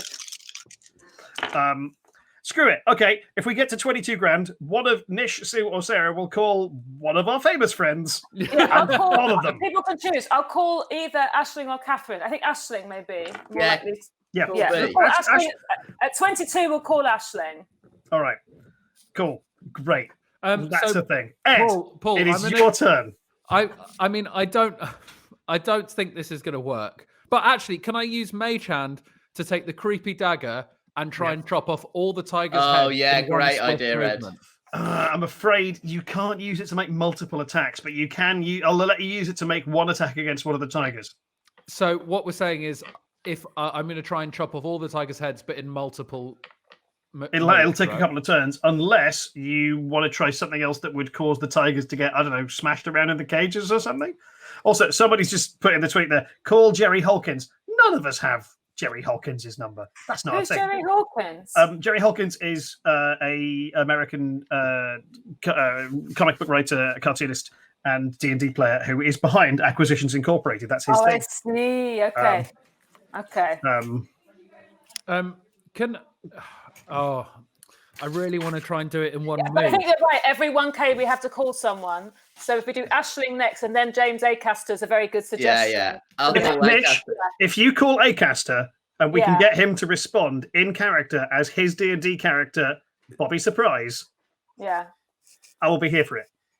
Okay. Yeah, I haven't got Joe's number. Otherwise, I'd call Manganello, but I don't have his number. Right. So Ed, what would you like to do? Can I? Someone's just saying we should call Ed Gamble. I have a long rope. Can I attach my dagger to the end of the rope and try and swing it and decapitate all the tigers in one fluid movement? Fuck it. Yes, you can try. I'm going to try. Says. Come on. This is a strong move. What do I need to roll for that? That's a great question. Would you roll a make an attack roll as if you're attacking with the normal dagger? Okay. Oh god. Well, is it going to be a 1? Is it going to be a 20? Let's find out. And you know what? Because one, I'm a little drunk now, and look at what's happening in this stream. This is just a rad thing. I'm going to let you have advantage to execute a bunch of tigers. Right. Yes. Come on. Swing that dagger. So I get to roll 2, right? And you do. You get to roll 2. You get to keep the best one. Right. Fuck! 20! What? Yes! Are you fucking shitting me? The other one was 17, so it would have been good. So I've got 20 plus 4. 24. Knife on the end of the rope. Knifey rope! Yeah.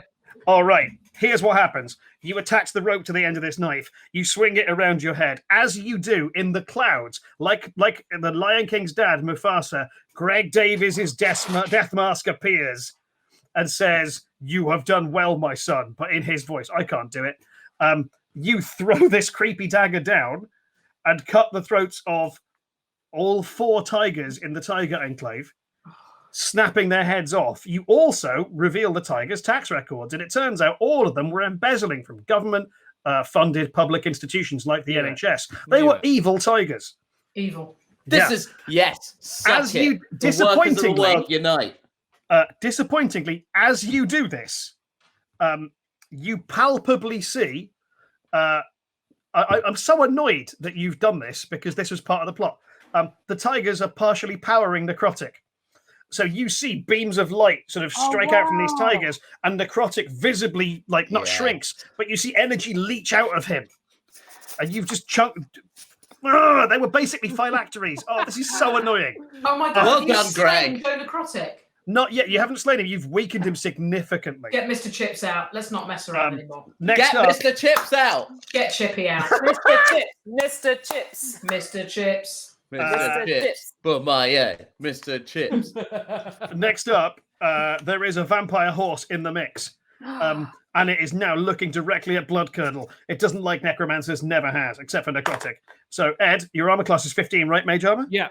The vampire horse, wearing an opera cape in full Christopher Lee vampire regalia, screams through the night at you. Oh, yeah, that's a hit. 19, its first hit, smashing at you with its hooves like a John Mulaney routine. And doing you. It does me. It does you. It does you. Oh, no. Holy shit, mate. Sorry, this is 12 damage. And can you please make a strength saving throw? So I've taken 12. I've taken 12 damage. Yep. Right, reduced it by half. Lovely. Strength saving throw. Yes, please.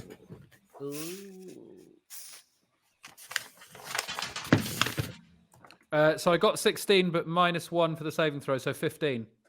You barely cling onto your bat. You almost fall off of the normal sized bat that you are riding. I've clenched. I've clenched the bat in there. You've clenched, but you're now upside down. You're upside down riding a bat above a horrible evil zoo. Next up, it is Nish on initiative 11. What would you like to do? And before we go any further, Nish, I'd like to remind the stream that in £500 time, Sarah is required to call Ashlyn B and ask her advice. And then I think, are we saying at 23 grand, Nish is calling Acaster? I'll call Acaster. Yeah. Okay, I got to do some damage to this necrotic guy because he's being a real piece of work. Yes. So I think, can I do the Wrath of the Storm on him? If he hits you in close combat, then yes. Yeah, he can't. What you can, you've got a thing where you do, you can make any of your spells that do thunder or lightning damage do maximum damage. That's it. I'm about to thunder this dude right in his a-hole. So I'm gonna thunder So this. specific. Yeah, I want to thunder Necrotic's hole. Can someone please hashtag that? And Thunder Necrotic's hole right now. What do I need to roll, Foxy? You don't need to roll. I presume you're casting Thunder Wave? Yeah. Boy. Would you like to cast it as a second level spell? Yep. Right.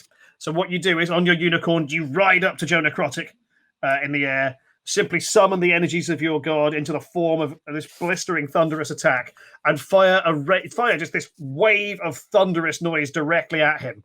He is completely distracted by Sarah, the baby cat, the baby tiger.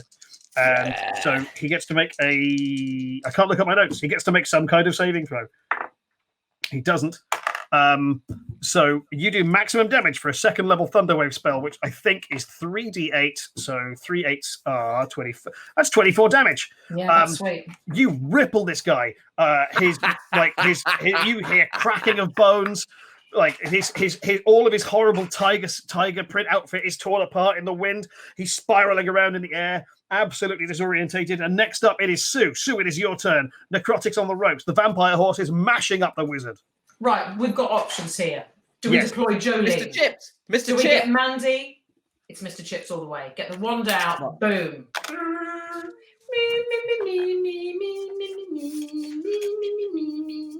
Are you going for the wand of wonder? Wand! You better believe it. This is my second charge. All right, let me roll a D100 to find out what happens. It's high. I think it's in the range of ones I've changed. Hang on.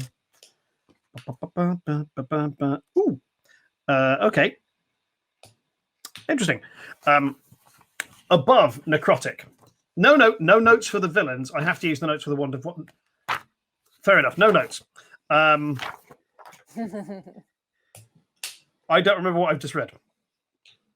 It was about opening a portal. Fuck it. Here we are. Above Joe Necrotic, a portal opens to the elemental plane of Earth, and a charismatic Earth elemental leaps out and attacks Joe Necrotic. You have summoned Rock the Dwayne Johnson, a creature made of pure stone, who uses the people's elbow to smash Necrotic with his rocky edifice. Good luck dealing with that with no butthole Necrotic. That's a hit. Yeah. What's nice about this is I don't remember exactly how many hit points Necrotic has. Jesus Christ. Okay, that's 24 damage. And one of Necrotic's arms has come off and is now spiraling into the zoo. It also, sadly, what's happened here as Rock the Dwayne Johnson vanishes into the earth rain, what you can see is falling to the earth is this arm of Joe Necrotic and a hamster. Somebody might be able to catch it, but you'll have to be quick. Next up is we're back to the top of initiative, and I have 100% lost the piece of paper that I was using to track this fight on. So who went first? It was Sarah first, wasn't it? Sarah is up. You're in the form of a baby tiger. I am. Here we are. You're in the form of a baby tiger. Baby tiger who would love to eat that hamster, unfortunately. Okay, initiative. I got 18. That's pretty high. The chat, I cannot tell you how enthusiastic the chat is that you saved Boo. That I saved Boo. Boo is the hamster. I've got to save Boo immediately. Okay, well I'm gonna save Boo then. I'm on 21. Okay. What would you like to do? Can I rain hail? Yep. Because Boo can protect himself with his tiny paws, but that will get the hand. Is that helpful, or will it just be flying through space then?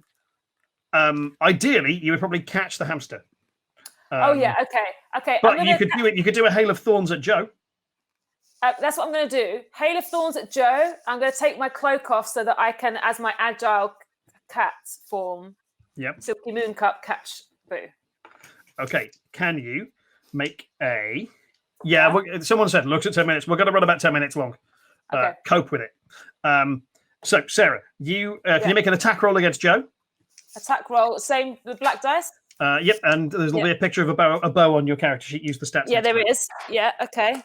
So it's 11 plus 7 or an 18. Yeah. Brilliant. That has absolutely hit. You fire an arrow from your bow, and in midair it shatters into hundreds of arrows, smashing into Joe. Although I should point out, a lot of them are going through the gaps in his bones because he is mostly a skeleton. But he's still reeling from this, spiraling around in midair. He hasn't got.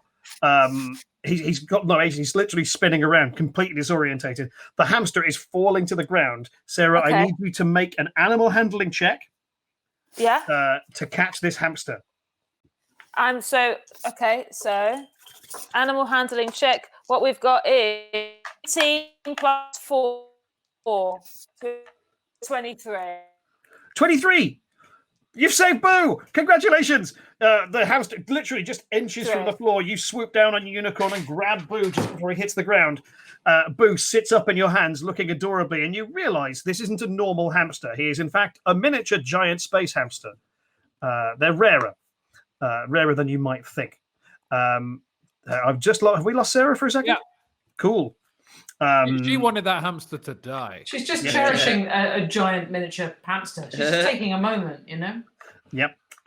Well, next up it is Ed Gamble. No, Joe's missing his turn this turn. It's Ed. Ed Gamble, it's your turn. Hello. So what's going on combat-wise? Joe Necrotic is reeling. A vampire horse is smashing you around the face and necks with its hooves. Oh, and Sarah has just broken formation to save a hamster. A vampire horse is on me, vanished. is it?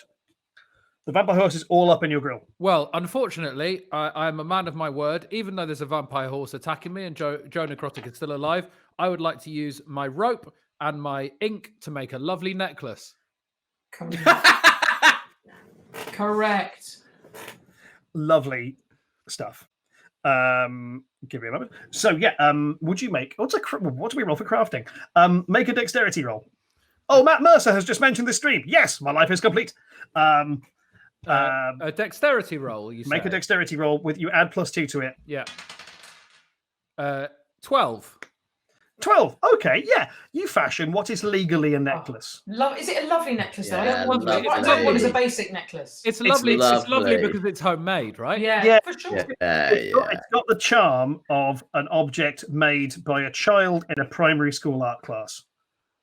Like, because it has been made by a very old man on a flying bat, upside down in midair. Bear in mind, what I've done is I've made the lovely necklace around the neck of the vampire bat, and I've made it a tiny necklace. Oh, but that is vampire horse. The horse, vampire horse. Sorry, so tiny that it would almost choke it / decapitate it. Do I need to roll again to see if I can decapitate the horse with the necklace? Yeah, make a strength check to see if you can injure the horse with the necklace. Okay. And I cannot stress this enough, the audience. Once again, I am not permitted to look at any of my notes for this combat. Okay. I'm doing this from memory. Bear in mind. You're using that as a lasso, are you? Yeah. Sort of a lasso, more of a garroting wire. Got was my main aim. But I will also let you know that my strength is very low. So hopefully. 11. 11. I'm afraid what has now happened is you are holding onto this necklace wrapped around the neck of the vampire horse. Shit. The bat loses grip. And right now, you are holding on to a necklace you've made around the neck of a vampire horse as it flies through the night.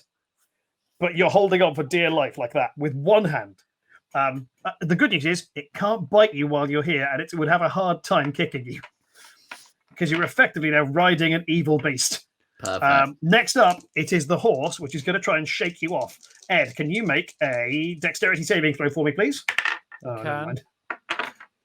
If you beat 2, you're fine. 12. Yeah, this horse is bucking around. It's like a weird rodeo, only in the sky, and one of the participants is a vampire. It's still trying to throw you, but you hold on for dear life. You manage to wrap your arm around its neck. We're going to extend the stream by about 10 minutes. Next up is Nish. You're up. Necrotic is on the ropes. Ed is in trouble. He looks like he could fall to his death at any point. I'm going to smash Necrotic. Sorry, Ed. Do it, Doug. What the fuck? Smash him. Can I Sacred Flame Necrotic again? You absolutely can. We are 40 quid from having to phone Ashley. Sacred Flame Necrotic. Lovely stuff. Joe is going to make his saving throw. Oh, I'm sorry to say he's got a 20. So you light up this orb of magical radiant fire in your hand and hurl it at Necrotic, which he bats away, taking a scant 4 damage. Sue? Well, I mean, we know what's going to happen. It's chips again. Deploy chips. Deploy chips. Okay. Deploy chips. Let me see. That's okay. That's a 9. Who are you aiming the wand at? Joe Necrotic. Superb. You become invisible. That is one of the more, more useless things. I mean, I'm just giddying around.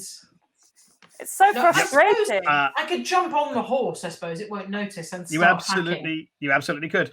Great news. We're at 22 grand. Sarah, would you mind bringing Aisling while I take Joe's turn? Okay, so Necrotic turns to the group of you, summons an amount of horrible necromantic energy, and fires this sort of a tirade of abusive language in your air. Heard it all before, mate. Yeah, no doubt you do. And it hits you. Hits you in radiant lumps, and you can feel this going off. So everybody, please take 12 damage as these words cut into you viscerally. Everybody. Oh, what? I'm dead. Wait, sorry, no, not you, because you're on the vampire horse. Oh, phew. He's not targeting that. Die. How are we doing with Ashlyn? Ashlyn hasn't answered, so I'm going to ring Nish Kumar, who I also know. Hello. Hello, Nish. I'm doing a thing for comic relief. It's just Oh yeah, who are you doing that with? some cool guys who don't take drugs. And so I'm going to ask you your opinion on what we should do. I think you should But you don't know follow what the your situation heart. is. You don't know what the situation is. Yeah. Well, that's why I told you to follow your heart, because I think you should always do that in every situation. Wow. Does it work in Dungeons and Dragons? Okay, talk me through the situation. There's a guy called Joe who is he should be dead already. We've killed him 3 times. And there's also a vampire horse. Okay, I would say if Joe is nearly dead, can you maybe kill Joe? Yeah, okay, great advice. This is a total outside to the situation. It seems really sensible. I'm gonna go with that. Thanks, Nish. Bye. Good luck with my report. See you later. Thanks, mate. So can we kill Joe, please? Sure thing. Can I pause you for 1 second? Which is simply to say, Nish, as we've promised the stream. I know. Another phone call at 2200. Can you drop James a text and see if he's around? Yeah, he's around. Rad. I did text Ashley and she didn't reply. I'm sorry. Fair enough. So, Sarah, what would you like to do? I want to rain some hail. I want to rain hail on Joe. Lovely stuff. Make an attack roll, please. 15. Okay, that is enough to hit him. Yeah. Yes. And your damage for... I can't look at my notes. I mean, you can tell me what your damage is. I have no means of checking this. It's Hail of Thorn. The spell is Hail of Thorn. There's no damage, it says. Really? Oh, Ashling's on the phone to Roisin. She says she'll call us back. Get them both on. I know, get them both on. Lovely stuff. In which case, where are... I don't have the notes to hand. Can I just say that there's someone on the chat who, for the last hour and a half, the only thing they've shouting Alan Davies. Call Alan Davies. Yes. I think that's Alan Davies. That would sound like Alan. I think that's Alan. Just going like, I would be up for this.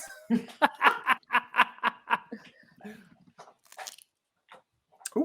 Okay, so Joe makes, it turns out, a dexterity saving throw, which he's not great at, but he has made it, and take an extra 5 damage from that attack. Right now, one of the arrows has lodged into one of Joe's eye sockets, and he is spinning around in the air, but screaming incoherently with rage. I bet. Ed, you're up next. What is it going to be? So we're not calling Piers Morgan. I'm hanging on the horse, right? Yes. So can I do spells from where I'm at hanging on the horse? Or you've got a free hand, I'll say yes. Okay, great. So what I will do... Oh, wait! Somebody in the chat has just reminded me. You go on with your thing, and I'm going to throw something else at you. Go on. Okay, well, if I can do spells from the horse... Yes. Hanging below the horse, I would like to do the Ray of Enfeeblement towards Joe, please. Ooh, lovely stuff. Yeah. That's one of the best rays you can have. That's so good. It's great, isn't it? It really is. It's one of my favourite rays. It's one top of two ray. Two rays I've got, actually. Ray Charles is probably my top ray. He's a good Ray.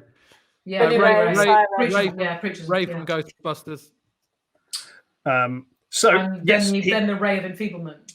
This ray, the opposite of light, this beam of blackness beams out of your hand. Difficult to see in the night sky, but what can you do? I've got a torch. Will that help? Slams into Joe. Yeah, couldn't hurt. Shit! And he fucks up his Constitution saving throw.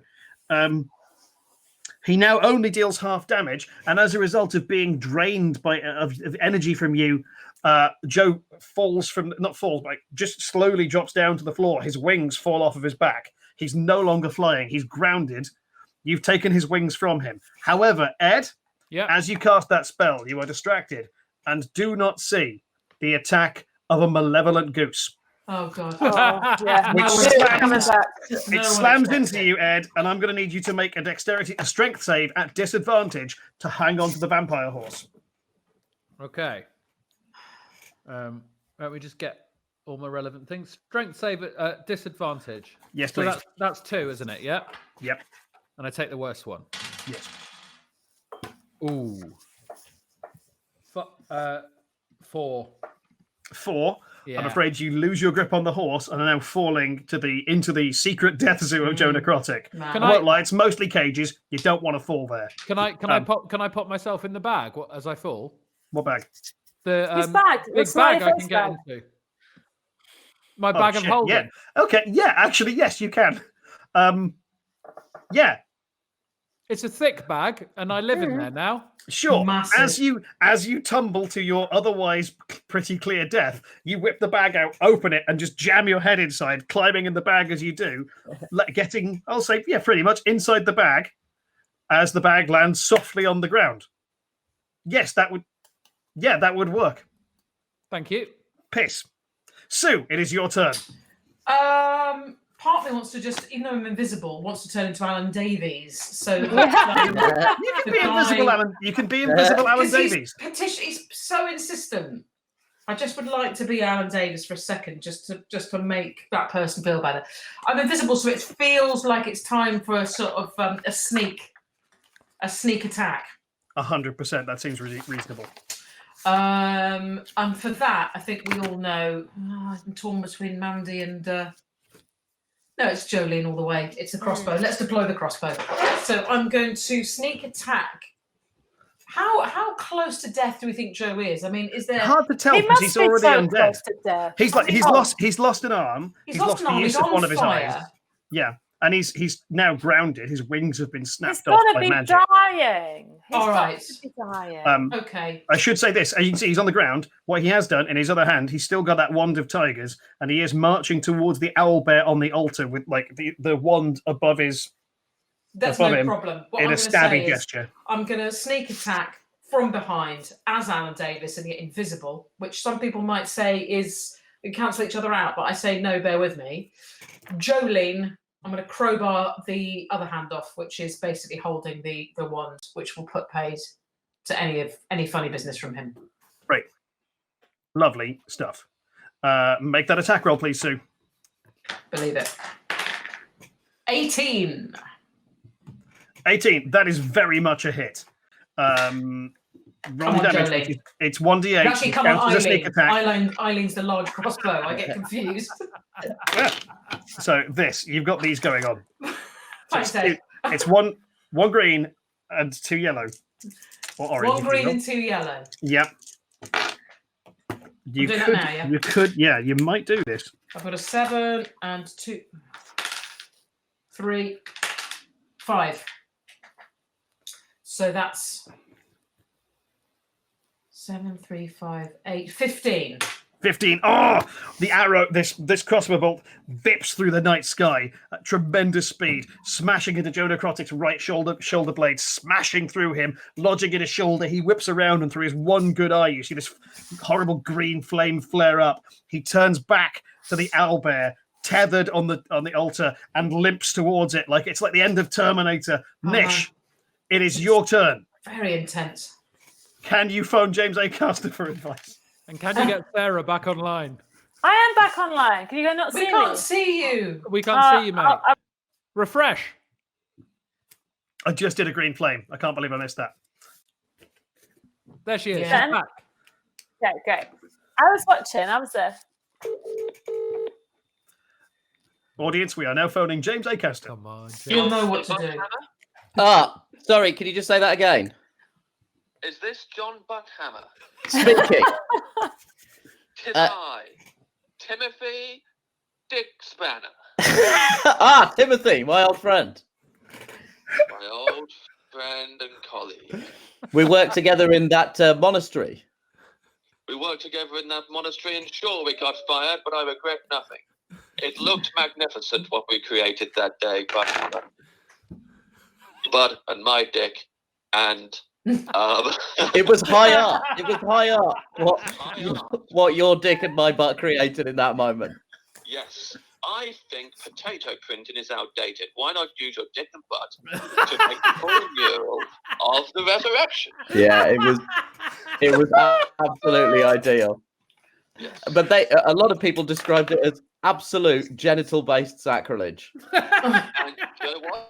Those people can cram it. I believe that religion is long overdue an update, especially Christianity, and we we did it a favour. Yeah, I think I remember the phrase "cram it" being bandied around quite a lot of the time.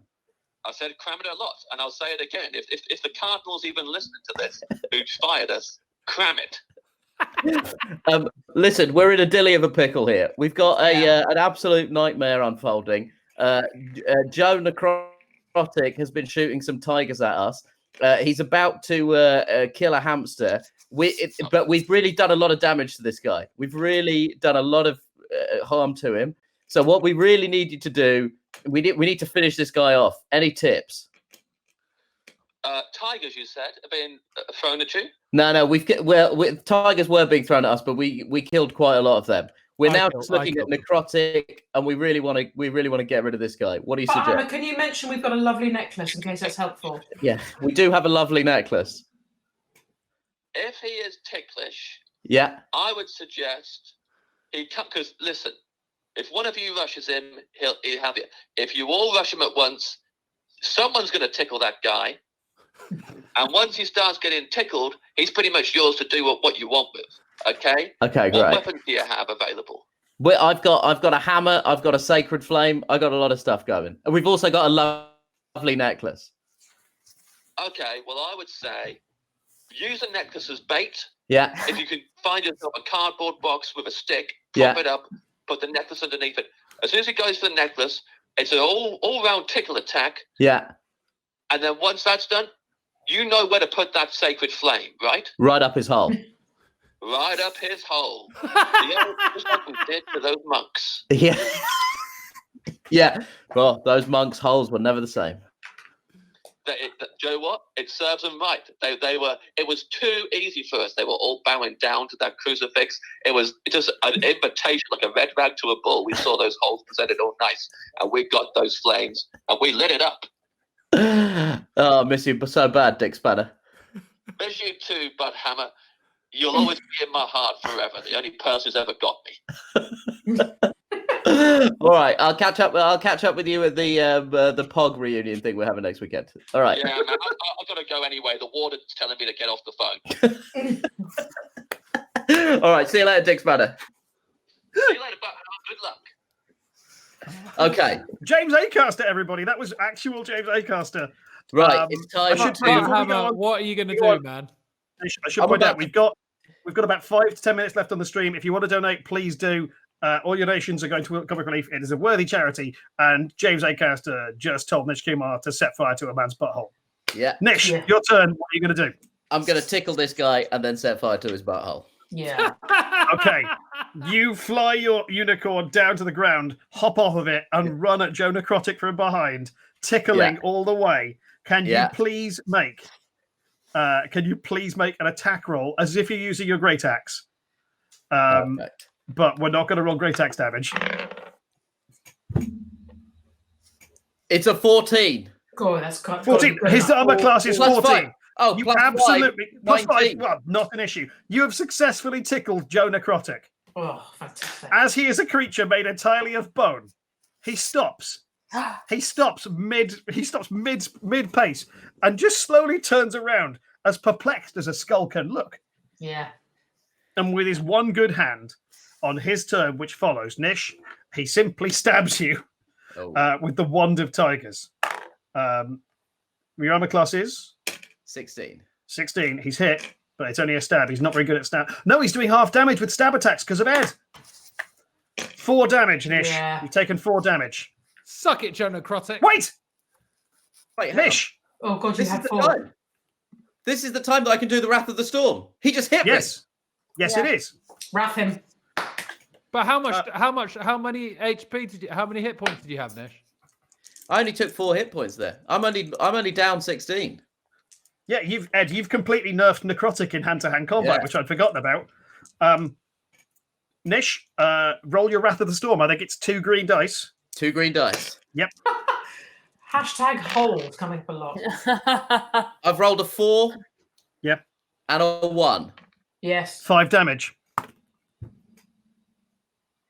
As Joe Necrotic turns around, stabs you weakly in the shoulder, you look him in the eye, electricity sparking from your eyes and beard, as a wave of lightning washes over Joe Necrotic, shattering him into pieces.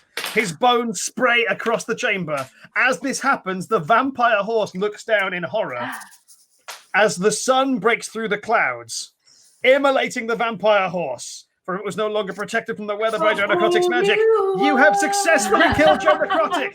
You've saved an owlbear and a little hamster. Congratulations! Hold on to your butt, Hammer. As you all land your unicorns and rush over to the bag of holding to get the wizard out before he suffocates, you realise dawn has broken. Mouse is here. A dog has run in. The owlbear rushes up to the group and gives you a big hug. Hello. A genuinely insane ranger turns up and grabs his hamster and shouts, "Boo! I am so happy to see you. I will never leave you again. You, friends, you have a friend for life in Minsk." And as you are greeted warmly by this genuinely weird dude, all that remains is that our camera zooms out and we see the moon shining down on this scene as the sun rises on the other side of the planet. And we see silhouetted against the moon, the silhouette of a head with one horn protruding from one side of it and sinister laughter. That's, in case we're doing this again. Is that to be continued? We've got that option. I'm leaving the door open. I'm game, guys. I'm seriously game. But Aisling has to be a baddie. Sure thing. Oh, let me tell you, if this has worked, and it largely has, next time we do this, if there is a next time, we are going to overcomplicate this technically. But thank you. That was our stream. That was Comic Relief playing Dungeons and Dragons. Thank you, everyone, for donating. Thanks, everyone. And all hail King Rob. All hail King Rob. King Rob. Give me some AHK in the chat. And to Paul Foxcroft, the Dungeon Master. Thank you. The Dungeon Master.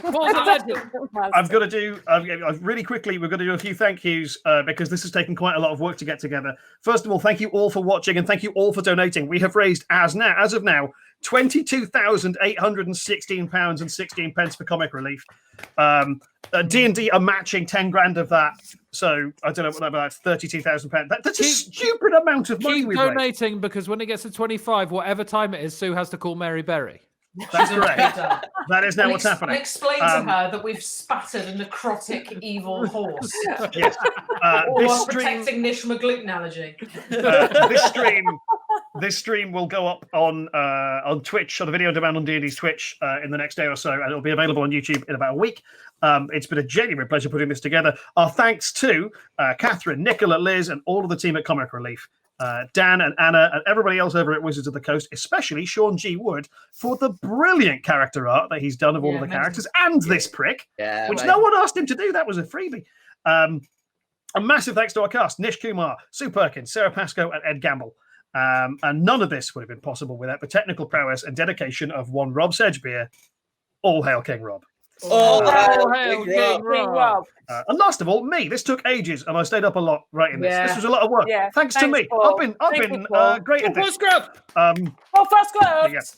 So yes, if you guys are into it, I've got another stream tomorrow night, which is at Questing Time, which is a bunch of other comedians halfway through a campaign that will make less sense. But I'll tweet about that. If you follow me at Questing Time, you'll find out more stuff about that. Nish, Sue, Sarah, and Ed, can we just go through your Twitter handles in case people aren't following you right now? And they can. Nish? At Mr. Nish Kumar. Where can we see more of your stuff, Nish? The MASH report is on literally the television right now. So if you could all turn your TVs onto BBC Two, that would be very helpful for me. But as the last episode, all of it's on iPlayer. Lovely stuff. Sue? You can get hold of me at Sue Perkins, all one word. You can catch Hitmen on Sky and whatever. I'll just be trotting around the globe when I can, as and when it's right. When it reopens. When it's time. Yeah. Sarah? At Jim Davidson Fan Club. It's you that messages me. Yeah, sorry. But do say hello on there. Yeah. Lovely stuff. And last but not finally, Ed. At Ed Gamble Comedy on Twitter, Off Menu Podcast, Radio X Podcast with Matthew Crosby, Lifers Podcast on Spotify that's about heavy metal, and I've got a special on Amazon called Blood Sugar. Lovely stuff. Brilliant. You can follow me on Twitter at Paul Foxcroft or at Questing Time, depending on the tone of tweets you want. And so, yeah, thank you all so much for watching. Thank you for joining in. Rob, thank you for making this possible. And I would like to leave us with one last thing before we go, which is to say that Comic Relief is doing brilliant work. If you do have anything spare, please offer anything you can spare. Don't donate what you can't afford, but give anything you can spare to Comic Relief. And you can do that at comicrelief.com/DND. You can still donate, as far as I'm aware, for the next couple of days. I don't have a definite cut-off of that, and the producer certainly won't text me in time to correct me if I'm wrong. But other than that, thank you so much. This has been a genuine joy, and my only request is this. Please, let's keep #Greg Davies Death Mask trending as long as we can.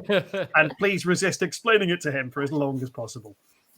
Thank you all so much. That's this stream. I forgot to write an ending. Bye. Night. Sweet dreams.